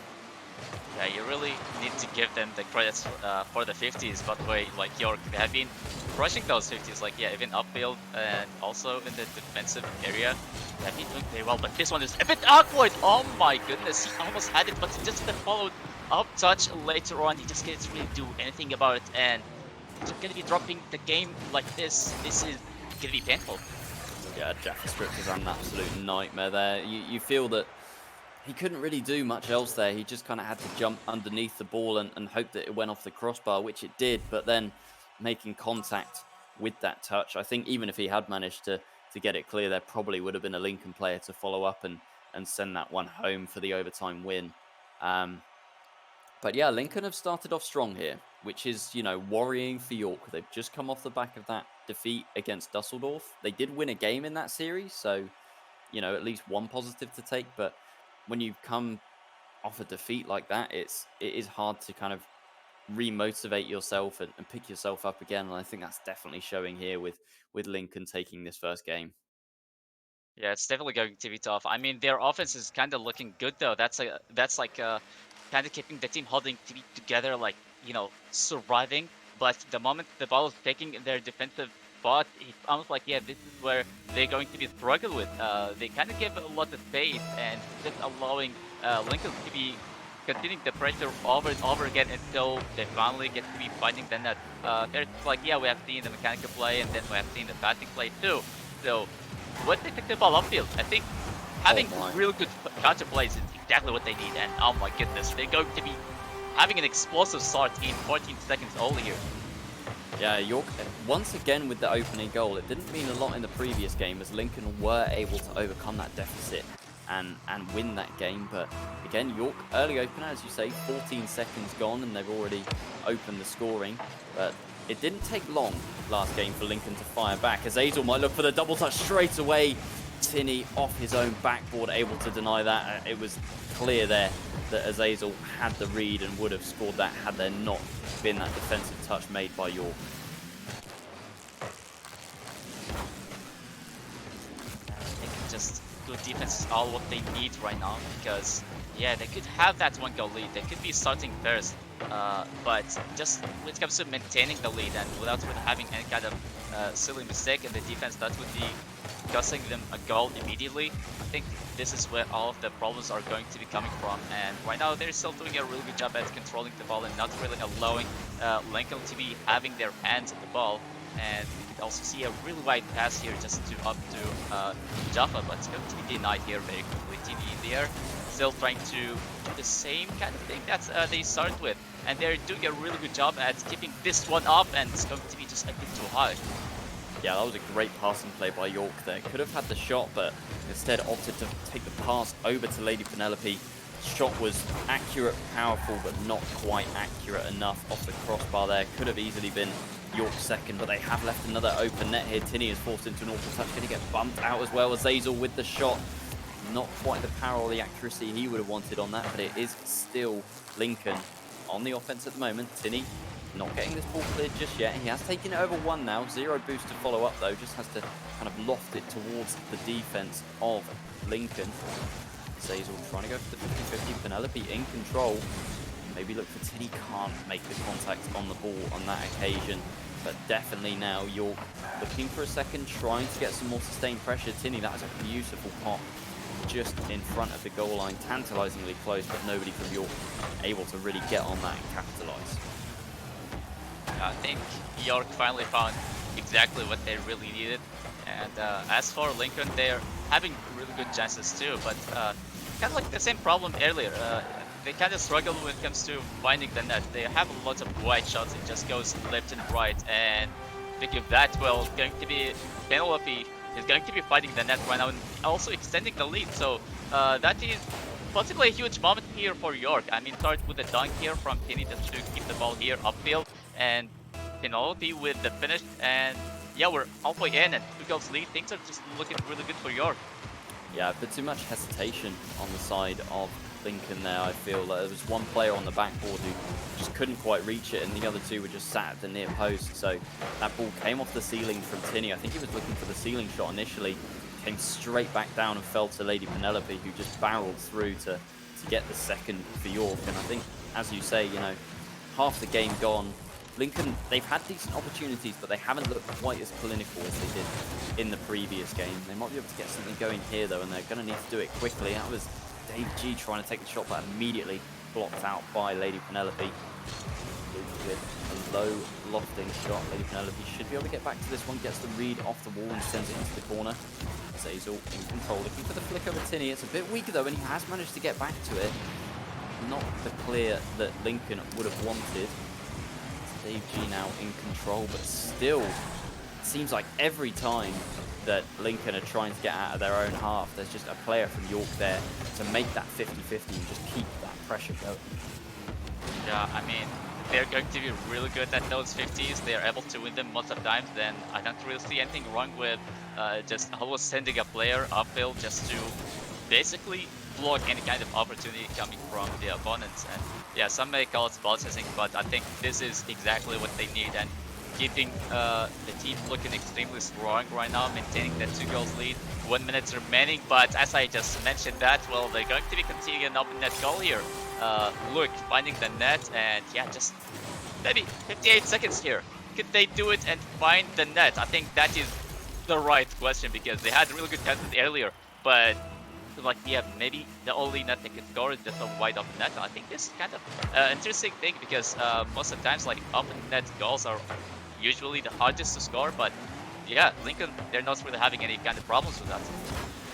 No, York are kind of known for overcommitting a little bit and leaving the net a bit open. That time there was just a hole in the defense, and Luke was wise to that, managed to get it on target. As you say, they can be quite difficult to score despite being wide open. It's just about putting it on target. That time they did, but now they only have 30 seconds left to try and find a second and force a second overtime in a row. Luke with the long shot, JavaScript back this time.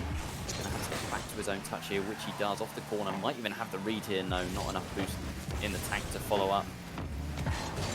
Dave in control. He's giving it straight to Tinny, though. Luke to force his car in the way of that one just to get any kind of block on it. Now they've got to go end to end on 0 seconds. Azazel is up for it. Oh, is that just in? Oh no, the miss! Oh, Dave G was not expecting the miss on the backboard there. Couldn't react in time, and York leveling the series score now 1 apiece. Lincoln taking that first game, and York immediately responding with a victory in game 2. I mean, they did very well, especially, like, yeah, offensive-wise. I think, yeah, just like how they say, like, good defense is good offense, and I think York really had it there. Like, but in the end, like, they kind of dodged the bullets. It's almost like they were about to be falling apart, but it just that the ball like hit the ground, and that really saved them from having the game to be sent to an overtime. And I think that would you know, give them some painful flashbacks, and they definitely don't want to have anything like that. And you know, like, game number 2 is also going to be very important, because if they're going to be dropping that, well, they're going to have to get a reverse sweep. But right now they got to be tying it up, and I think both teams are, like, yeah, in a really good spot right now. They're, like, yeah, able to read each other very well. I think York, they know exactly what they need to work on, and that is just ball control, midfield control. Don't allow Lincoln to be you know, like, sending the ball to the blue side, because once it's there and it stays for a longer period, they're going to be conceding one. And here we go with game number 3. It's going to be very interesting who is going to be having the momentum. Yeah, moving on to Neo Tokyo for game 3 now. We essentially play best of 3 from here. Both teams tied up 1 game apiece, and crucially, whoever wins this one goes on to match point. Like, that is a huge thing to consider. These best of 5s, I've counted so many best of 7s now. These best of 5s feel so short-lived, and you know, you take 2 games, you're already on match point, which is going to be huge for whoever does that. But I think, again, opening goal going to be very crucial. York took the opening goal in games 1 and 2. In game 2, they looked a lot more controlling. Like, it looked more likely that they were going to hold that lead, and they eventually did. But if Lincoln can get on the board first, which they're not going to do, York scoring once more. I was going to say it would be interesting to see the dynamic of that, but we have, for the third game in a row, got an opening goal from York courtesy of Lady Penelope. Well, it's just those 50s, they happen again, but it's actually through 2 cards right now, beating both of the defenders and forcing the ball to go in. And yeah, that's also interesting. They're able to be scoring first. In the first game, they dropped it though, but in the second one, they were able to actually extend it. So, of course, like, yeah, 1 goal isn't really gonna do them that good. They always need some kind of extra security on their lead. It did them very good in the previous game. Like, yeah, if it was like, yeah, 1-1, that would have been overtime. So they need to do it one more time here, and I think they would be in a really, really good spot. And yeah, kind of like Lincoln, they have been really quiet lately though. Haven't really seen that pressure to be continuing on for a longer time like how it was going on in the first game. So this is a little bit concerning here for Lincoln. They almost had it at the beginning, but kind of slowing down here. Yeah, I have to agree. They're looking a little bit more disjointed, especially on defense. Yorker not quite running rings around them, but they're definitely having the better periods of pressure, and they look a lot more clinical than they did in the first game. Obviously, another early goal on the board. Still 3 minutes to go, and they're still looking to be the team currently in front. Doesn't look like there's much offense coming through for Lincoln just yet. They haven't really found their footing in this game 3. Dave G though, off his own backboard, he has control of it. We're going to get 50 by JavaScript as Azel having to make that clear off the backboard. Only going to be as far as Tinny though. Dave up for it, touching it over towards the side. Reed from Lady Penelope might be able to get back to this one. A pinch with JavaScript. Almost came through that one. If it had pinched between their 2 cars there, you can only imagine how fast that would have gone onto net, and I don't think there would have been much defending it, but not quite connecting there. Azazel back for Lincoln. Tinny up. Azazel might be able to get back to this one and send it into the midfield, which he has done. Shot tried to come through for Luke, but blocked out by Lady Penelope, who was in control of this one, trying to get the flick over Dave G, but just getting that block in while he was rotating out is going to stop this offense for York for the time being. Bump in net from Lady Penelope onto Azazel. Look for the demo as well. York, every time they go forward, they definitely look dangerous, and I would say at this point more dangerous than Lincoln do. Yeah, I think they're having the confidence, and it's already showing. They're going for the balls a lot faster. They are having these kind of bumps too. So besides those individual plays, they're also looking very scary once they're pushing together. We have seen those passing plays, and maybe even when they're able to center it, for example. So things, again, they're looking very good, but just looking very close here. Like both chances are kind of looking a bit more fair both sides. But it's just like, yeah, in this game, we have seen York to be attacking a lot more, but this shot, well, I think it was crucial here to extend the lead, but just contact wasn't really there. And looks like we're about to go in the final minute here, so Lincoln, they really need to step it up, but they're kind of struggling with the boost management actually, and I think this could be causing a lot of problems when it comes to keeping up with this pace that York is, you know, they're like everywhere, and I think they're controlling the whole game so far. They're just so quick to the 50s as well, so they really need to at least keep some boost if they are able to have some kind of any kind of an impact on the defense. Yeah, last minute. Oh, and Lincoln, they were chasing a goal. They're now chasing 2. JavaScript with the dunk there. Penelope was looking for the double touch initially, didn't find it, and a clear from Dave G immediately intercepted by JavaScript. 2-0 now on the side of York, and you would think that at this point they probably have done enough to go on to match point in this series. Yeah, like less than a minute left right now, so for Lincoln, I think, well, it's going to be a really difficult task actually to get like 2 goals. I think the best they could get right now with just 1 goal, at least to give themselves some hope as they can move on to the next one. But as for York, they can be finding themselves in match points, and from like having a really tough time playing the previous series, and they're going to be finding themselves in a better spot. So again, their mentality is going to be tested because it's never really over. A lot of teams would just go on like that one last game before just make it to get qualified or something like that. And then this is where a lot of things could go wrong, and the nerves would just suddenly hit the players. So yeah, York, they're having really good momentum. The 50s looking really good, and again the same kind of performance earlier, but the difference here in this game, they almost like barely had any kind of mistake. They barely let Lincoln to have like any kind of shots. Earlier, they had decent amount of shots. They were at least able to have counter plays. They got even one goal. But right now, it's kind of looking a bit more one-sided. And like I said before, for Lincoln, it's kind of looking really, really concerning. Yeah, absolutely right. That game was definitely a a step up from York there. They outshot Lincoln massively. Lincoln only put up 3 shots compared to the 10 from York. 2 of them scored. But I think now Lincoln, they started off the series really well, but I think York have started to put them on the back foot and actually find their form here. It definitely took them a little while after that defeat against Dusseldorf in the previous series to pick themselves up, but I think they are starting to do that now, and they've got the momentum going into this game, and we'll see if they can take it at the first time of asking, or whether Lincoln will pull the Uno reverse card and send us to a game 5 here, and it is going to be Lincoln starting out on offense. Tinney, though, might be able to get this one clear.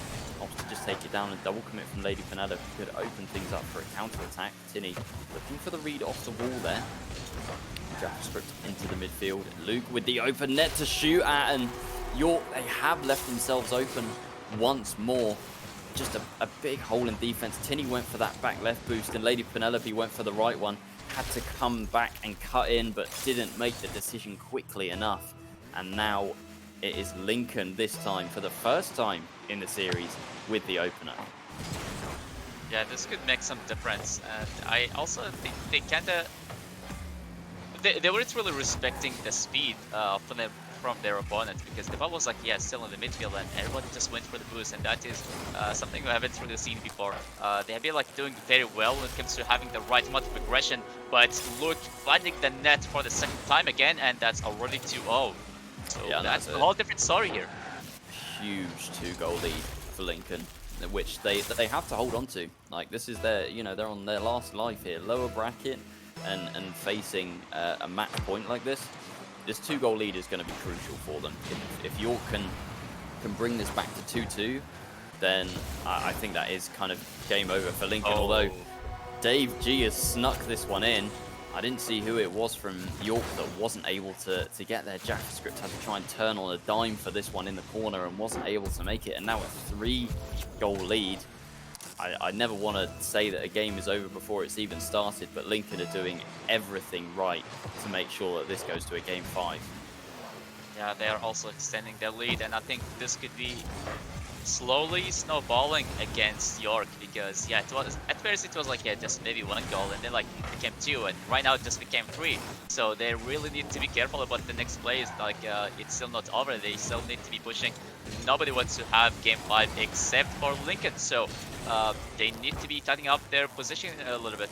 We have seen those couple of up net goals they have conceded, and they have been doing very well when none of that was happening. They looked extremely strong, but right now it's kind of like a whole different thing. The moment Lincoln found the first goal, so see how they're going to be continue on like this, because I think like, yeah, 3 goals lead in 3v3 is kind of big actually, because it could be, having like any kind of play style, just boom the ball or something like that. Just make sure that the rotation is going to be very well, boost management and everything else, then that could be definitely a win if they don't end up making a lot of mistakes.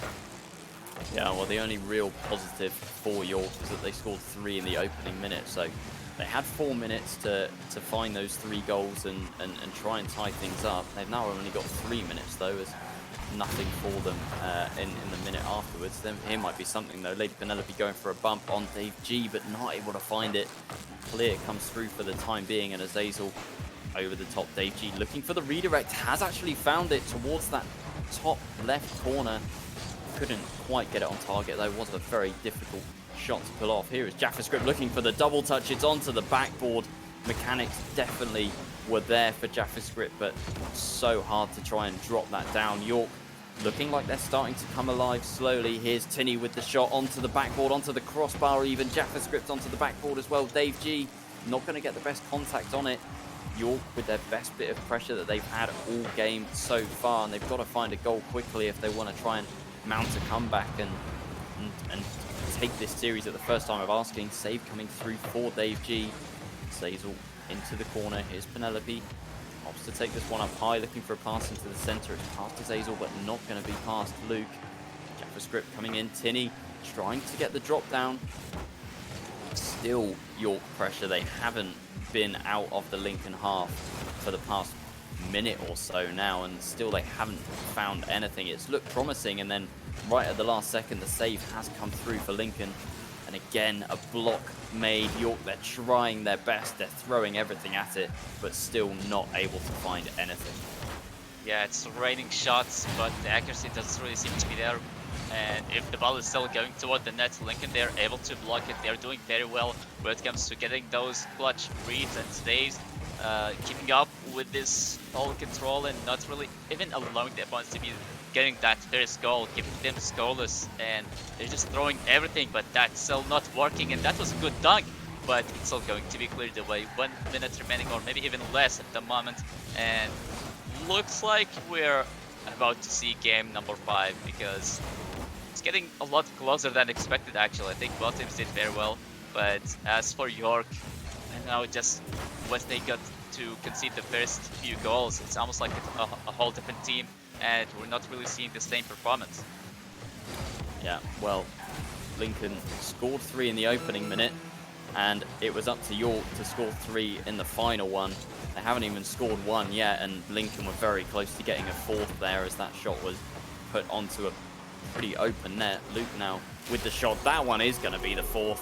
Only 18 seconds left, and I think we can say confidently now that we are going to go to a Game 5. Lincoln, after losing 2 on the bounce, picked themselves up and have found their form once more. York haven't looked especially bad, but Lincoln are just outclassing them at the moment.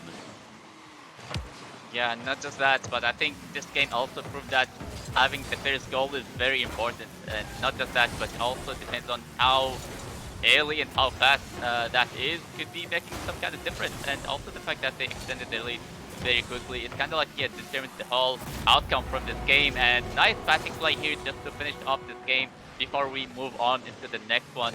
Really good pass here from Penelope just to find ultimate jumper on that one. And yeah, so again, like in the offense, they're not really struggling that much, but just once they're defending, they're having these kind of problems. And yeah, I think they really need to have a fresh game to work with. However, it's going to be game number 5, so it's going to be very tricky. No more time experimenting with playstyle.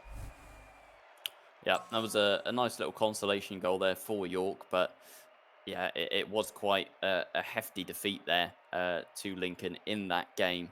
And York are going to have to pick themselves up here. It is soul-destroying to lose on a match point as they did to Dusseldorf, and to lose twice. There's only been one other team I know of to do that, which was Newcastle, I believe, who did that twice. They had the opportunity to qualify through the upper bracket, dropped to lowers, and lost that match as well. So York will probably feel cheated if that happens to them. Lincoln, I'm sure, will be absolutely ecstatic because, I mean, last season they were nowhere near EURC qualification, so it would represent a huge step up in performance for them. But going into this Game 5 now, I do think what you touched on, the opening goal, is going to be a crucial one. As Dave G had the opportunity to score it early on off the crossbar. They've left themselves open at the back. Cantini or Lady Penelope send this one home. It's off the inside of the post. What a save by Dave G. And now it is York having to defend the counter-attack from Lincoln. Very, very open and back and forth game in the opening 30 seconds, but no goals coming from it for either side. I mean, that's such a quick start. Like in 30 seconds only, we have seen a lot of plays, possibly even more than what we have seen earlier in the last minute. So I think both teams are just fighting for that one goal they really needed, and especially for York. Just like how we said, they would feel really cheated, so they need it so bad right now. They had like a really good moment to be bouncing back, but finding themselves to be in a really difficult spot, and no more games to be dropped at the moment. The 50s are still going on here, but not for so long, as SSL going to be finding the first goal here in game number 5. Yeah, that was a awkward 50 there. Went off the top of Lady Penelope's car, and JavaScript just couldn't turn himself around in time. Azazel, with a perfect read off that ceiling curve, is able to slot that one home. And once again, for the second game in a row, it is Lincoln with the opener. And the only game that they did get the opening goal was their best game of the series. They took a 4-goal lead, which eventually turned into a 4-1 with a consolation goal. See if they can hold on to it here, as some great defending from Dave G on the back line. Luke not going to get the 50, but Dave there once again looking for the double touch onto the backboard. Penelope has it, should get the clear. Actually opts for the ground pinch, was almost dunked by Azazel. That one is sent long, and a bit of a team bump. Azazel going to have to scramble for this one, has absolutely no boost on the backboard as well.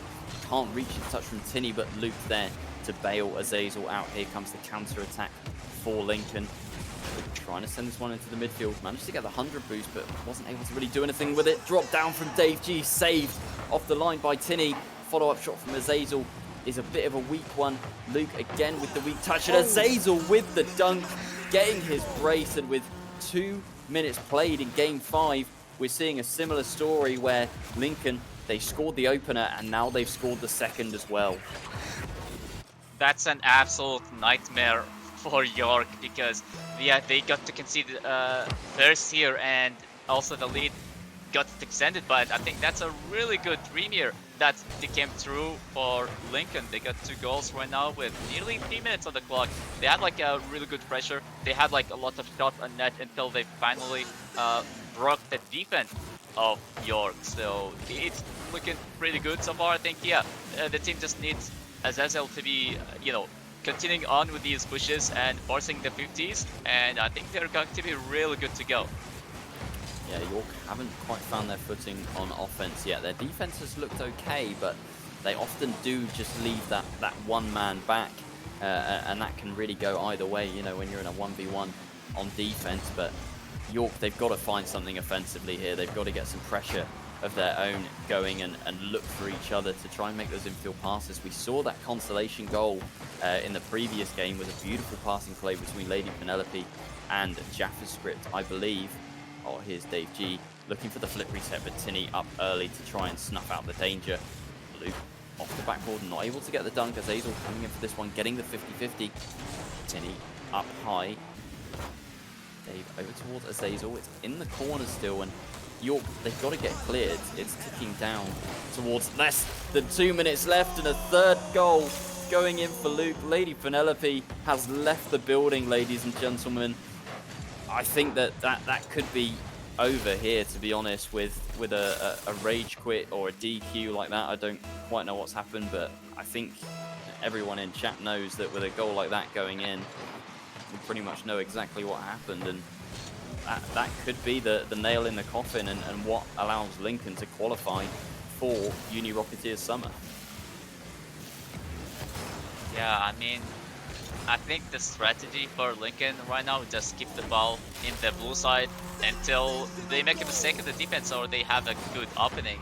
And yeah, I think it's probably a rage quit, as we're seeing right now, like 3v2, but probably not going to be seeing a win, just like how we did earlier when it comes to 2v3. So yeah, I think it's already over here.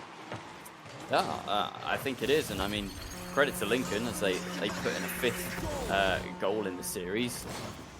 Honestly, huge props to Lincoln. They were pretty fortunate to get here.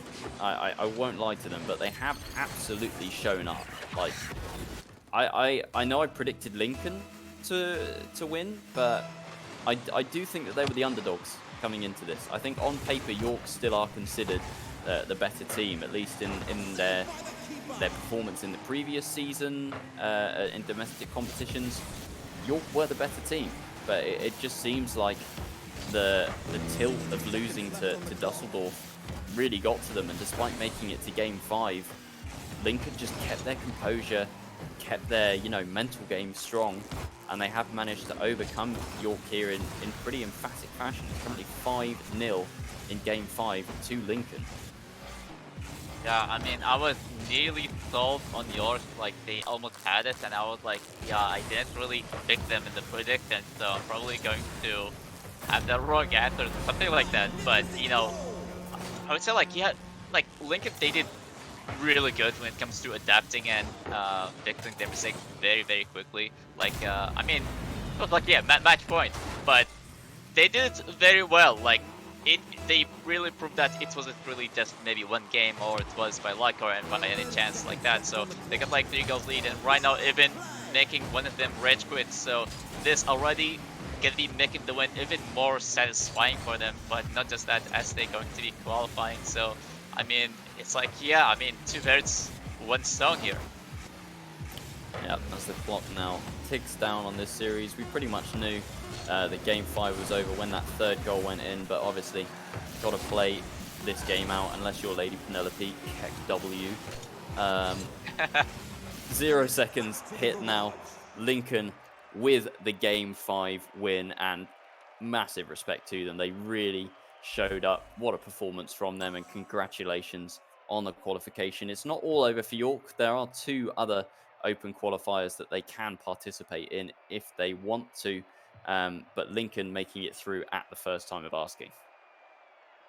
Yeah, I mean, it was definitely a very interesting series to cast. Honestly, this is like yeah, my first time to be casting here, and like seeing a game number 5 series, but with a little bit of twist in the end. So I wasn't really expecting that, but I would say that was a really good game from both sides when things were going very well. But then like it just everything went all the way down, like especially in game number 5. But again, for Lincoln, they did very well, and I think they definitely deserved it. So GG's and well played. Yeah, absolutely. Well, that's it for this series. Lincoln getting that qualification spot through the losers quarterfinal, but we do have another losers quarterfinal coming up very shortly. That is going to be between the University of Birmingham Beavers and the UWE Sea Stags. That is a very stacked quarterfinal to qualify for the UR Summer Series. So we will be back very shortly after a short break, so don't go anywhere.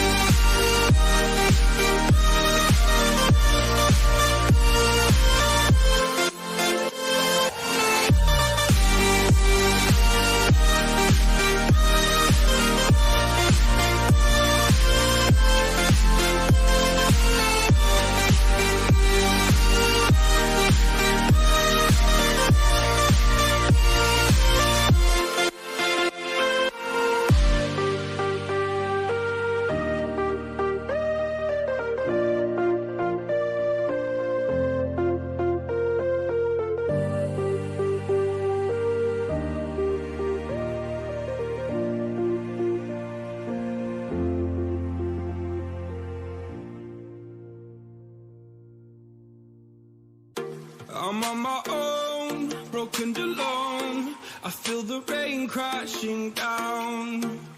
All around this empty town, we're searching for the lost and found.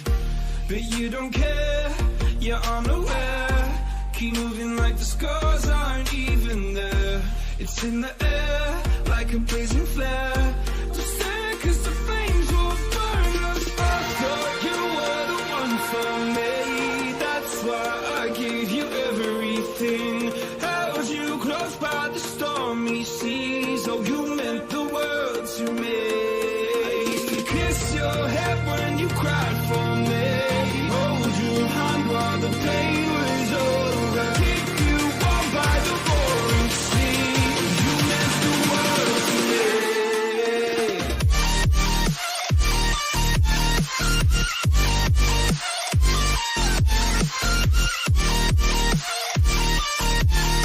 Oh, you meant the world to me.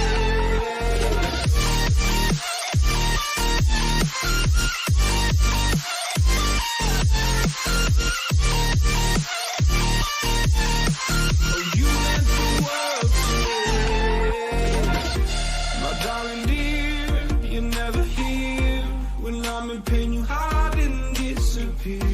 Like shadows in the atmosphere, charting the stratosphere. Yeah.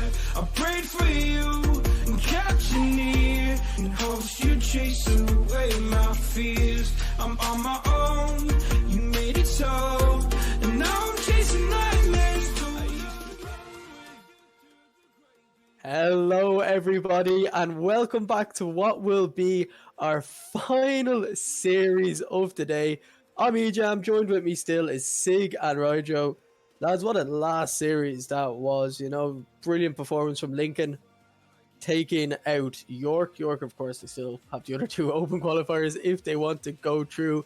But our final series of the game, the Birmingham Beavers against UE Sea Stags.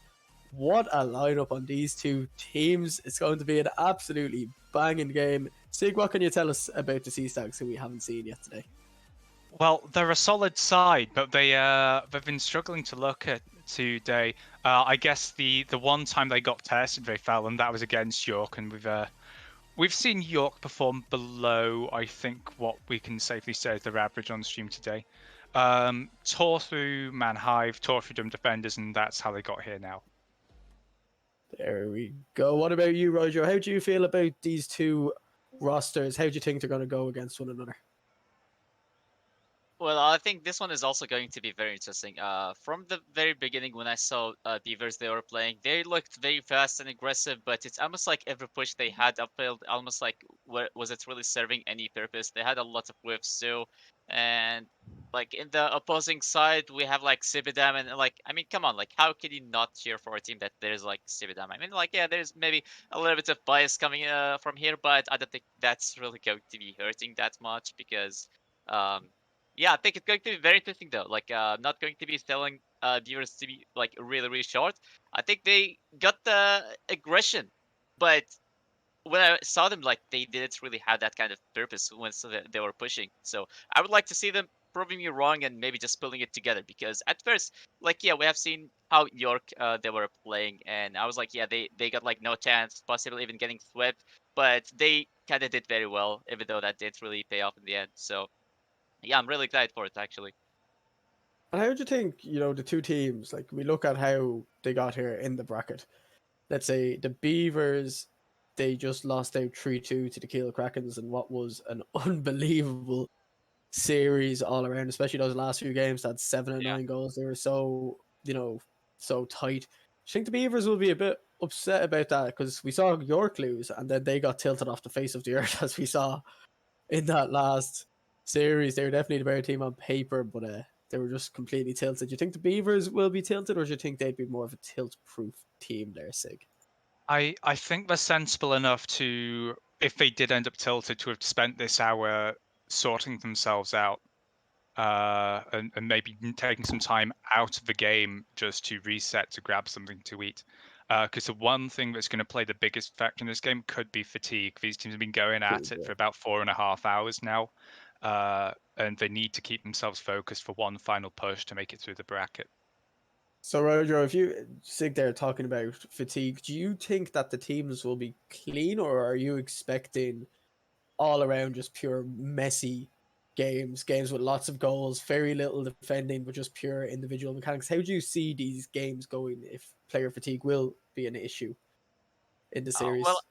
I think the first game possibly could be the closest, and then if it's going to be dropped, especially for Beavers, then they're going to be having harder time, and the fatigue, just like how we said, it's going to be showing even more and more, and then probably they're going to be falling even harder. So, like, in the predictions, I'm probably going to be picking Yui on this one. So, yeah, I mean, like, yeah, I have to say, like, York did really pick them, and I kind of like, yeah, I was like, yeah, maybe they're just actually going to be making that kind of comeback, but just at the end, it did really deliver, and I'm not going to be disappointing myself here, so I'm not going to be choosing Beaver on this one. So, yeah, I would love to see the very first game though, because I think it's going to have that kind of impact to determine the whole outcome of the series.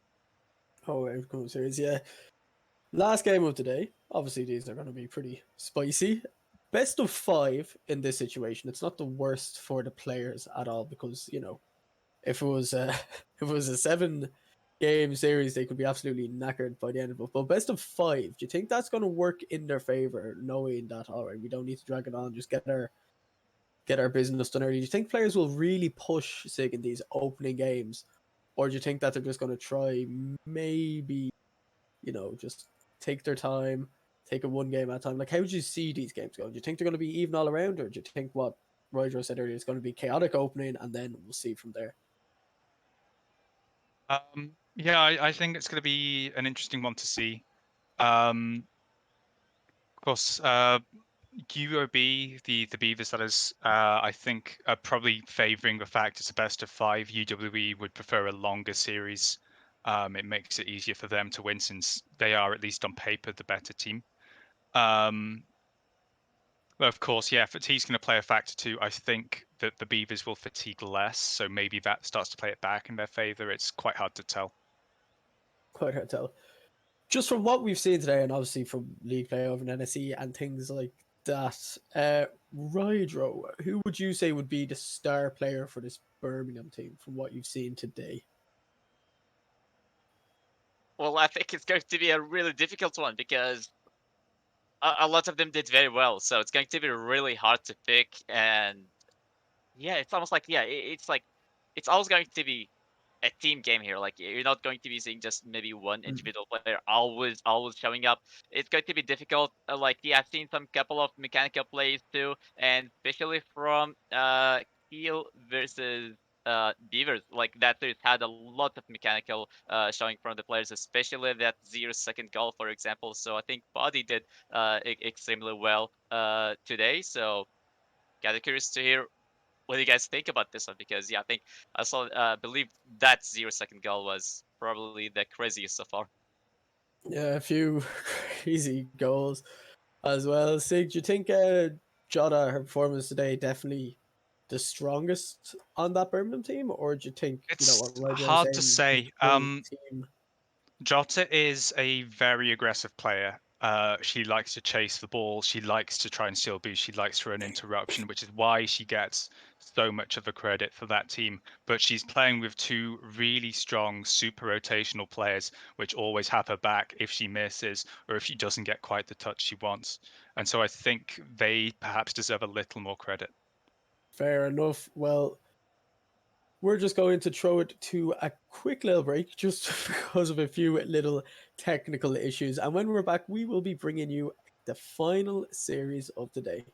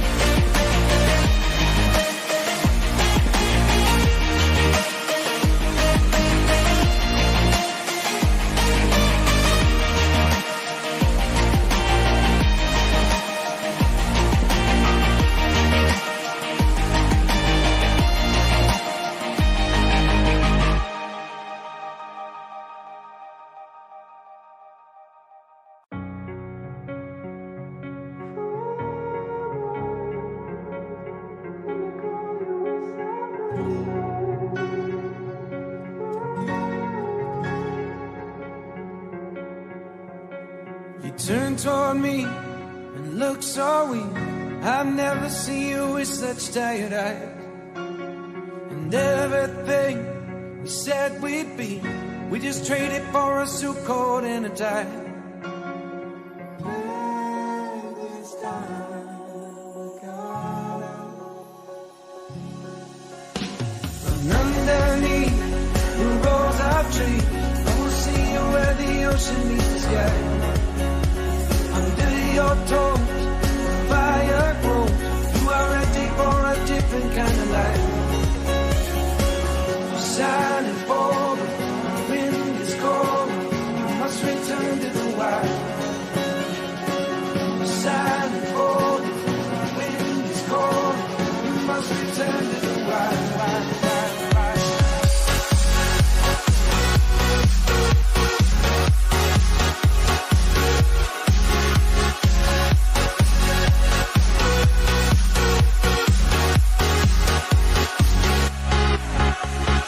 Follow me down, there's no one around. Lay back and take your socks and shoes right off.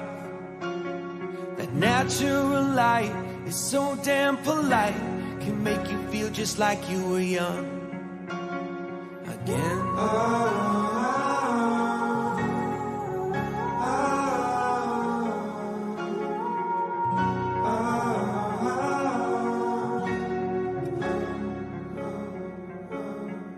Standing underneath the rows of trees, I can see you where the ocean meets the sky.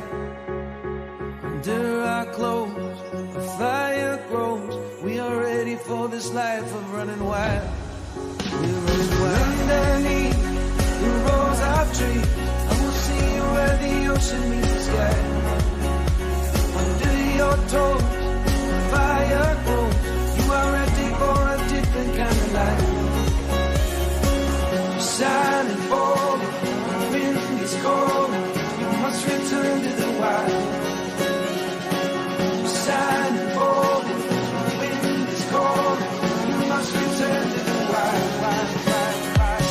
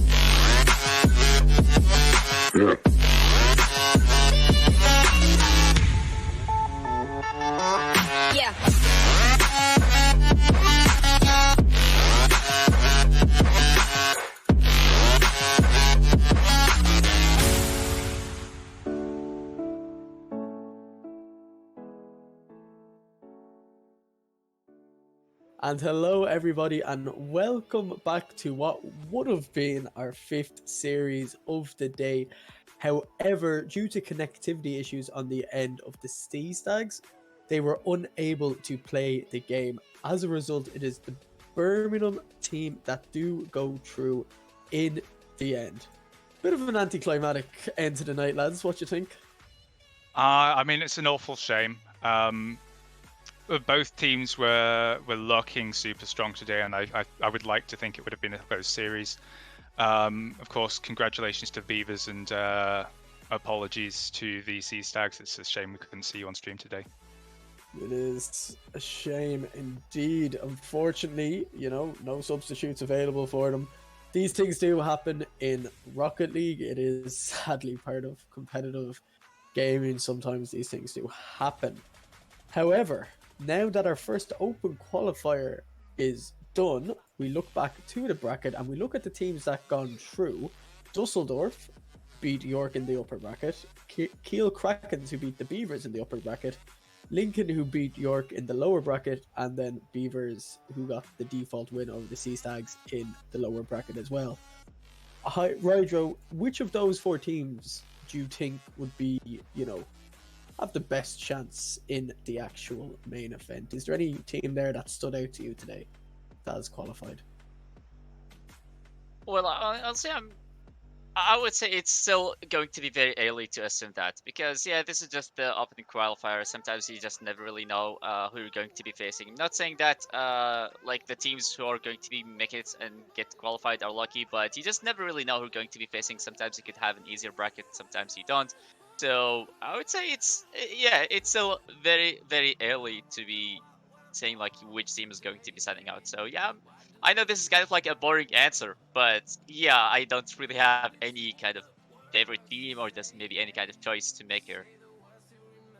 Sig, would you feel the same way, or was there a certain standout team to you today? I mean, really Rydro is very much right. It's too quite early. It's quite early to work it out, but I think it's fair to say that Dusseldorf, we've seen before in EURC, they were performing well in Uniliga, and I at least hope that they make a decent dent in playoffs in the main event. There you have it. Well, folks, I'm afraid that's actually it from us tonight, sadly. Apologies about making you wait. Congratulations to the 4 teams that did qualify, and the open qualifier 2, which you can still sign up to, will be taking place next Sunday. Till then, I've been Ejam. Thank you, Sig and Rydro, for joining me. Everyone have a good night and stay safe.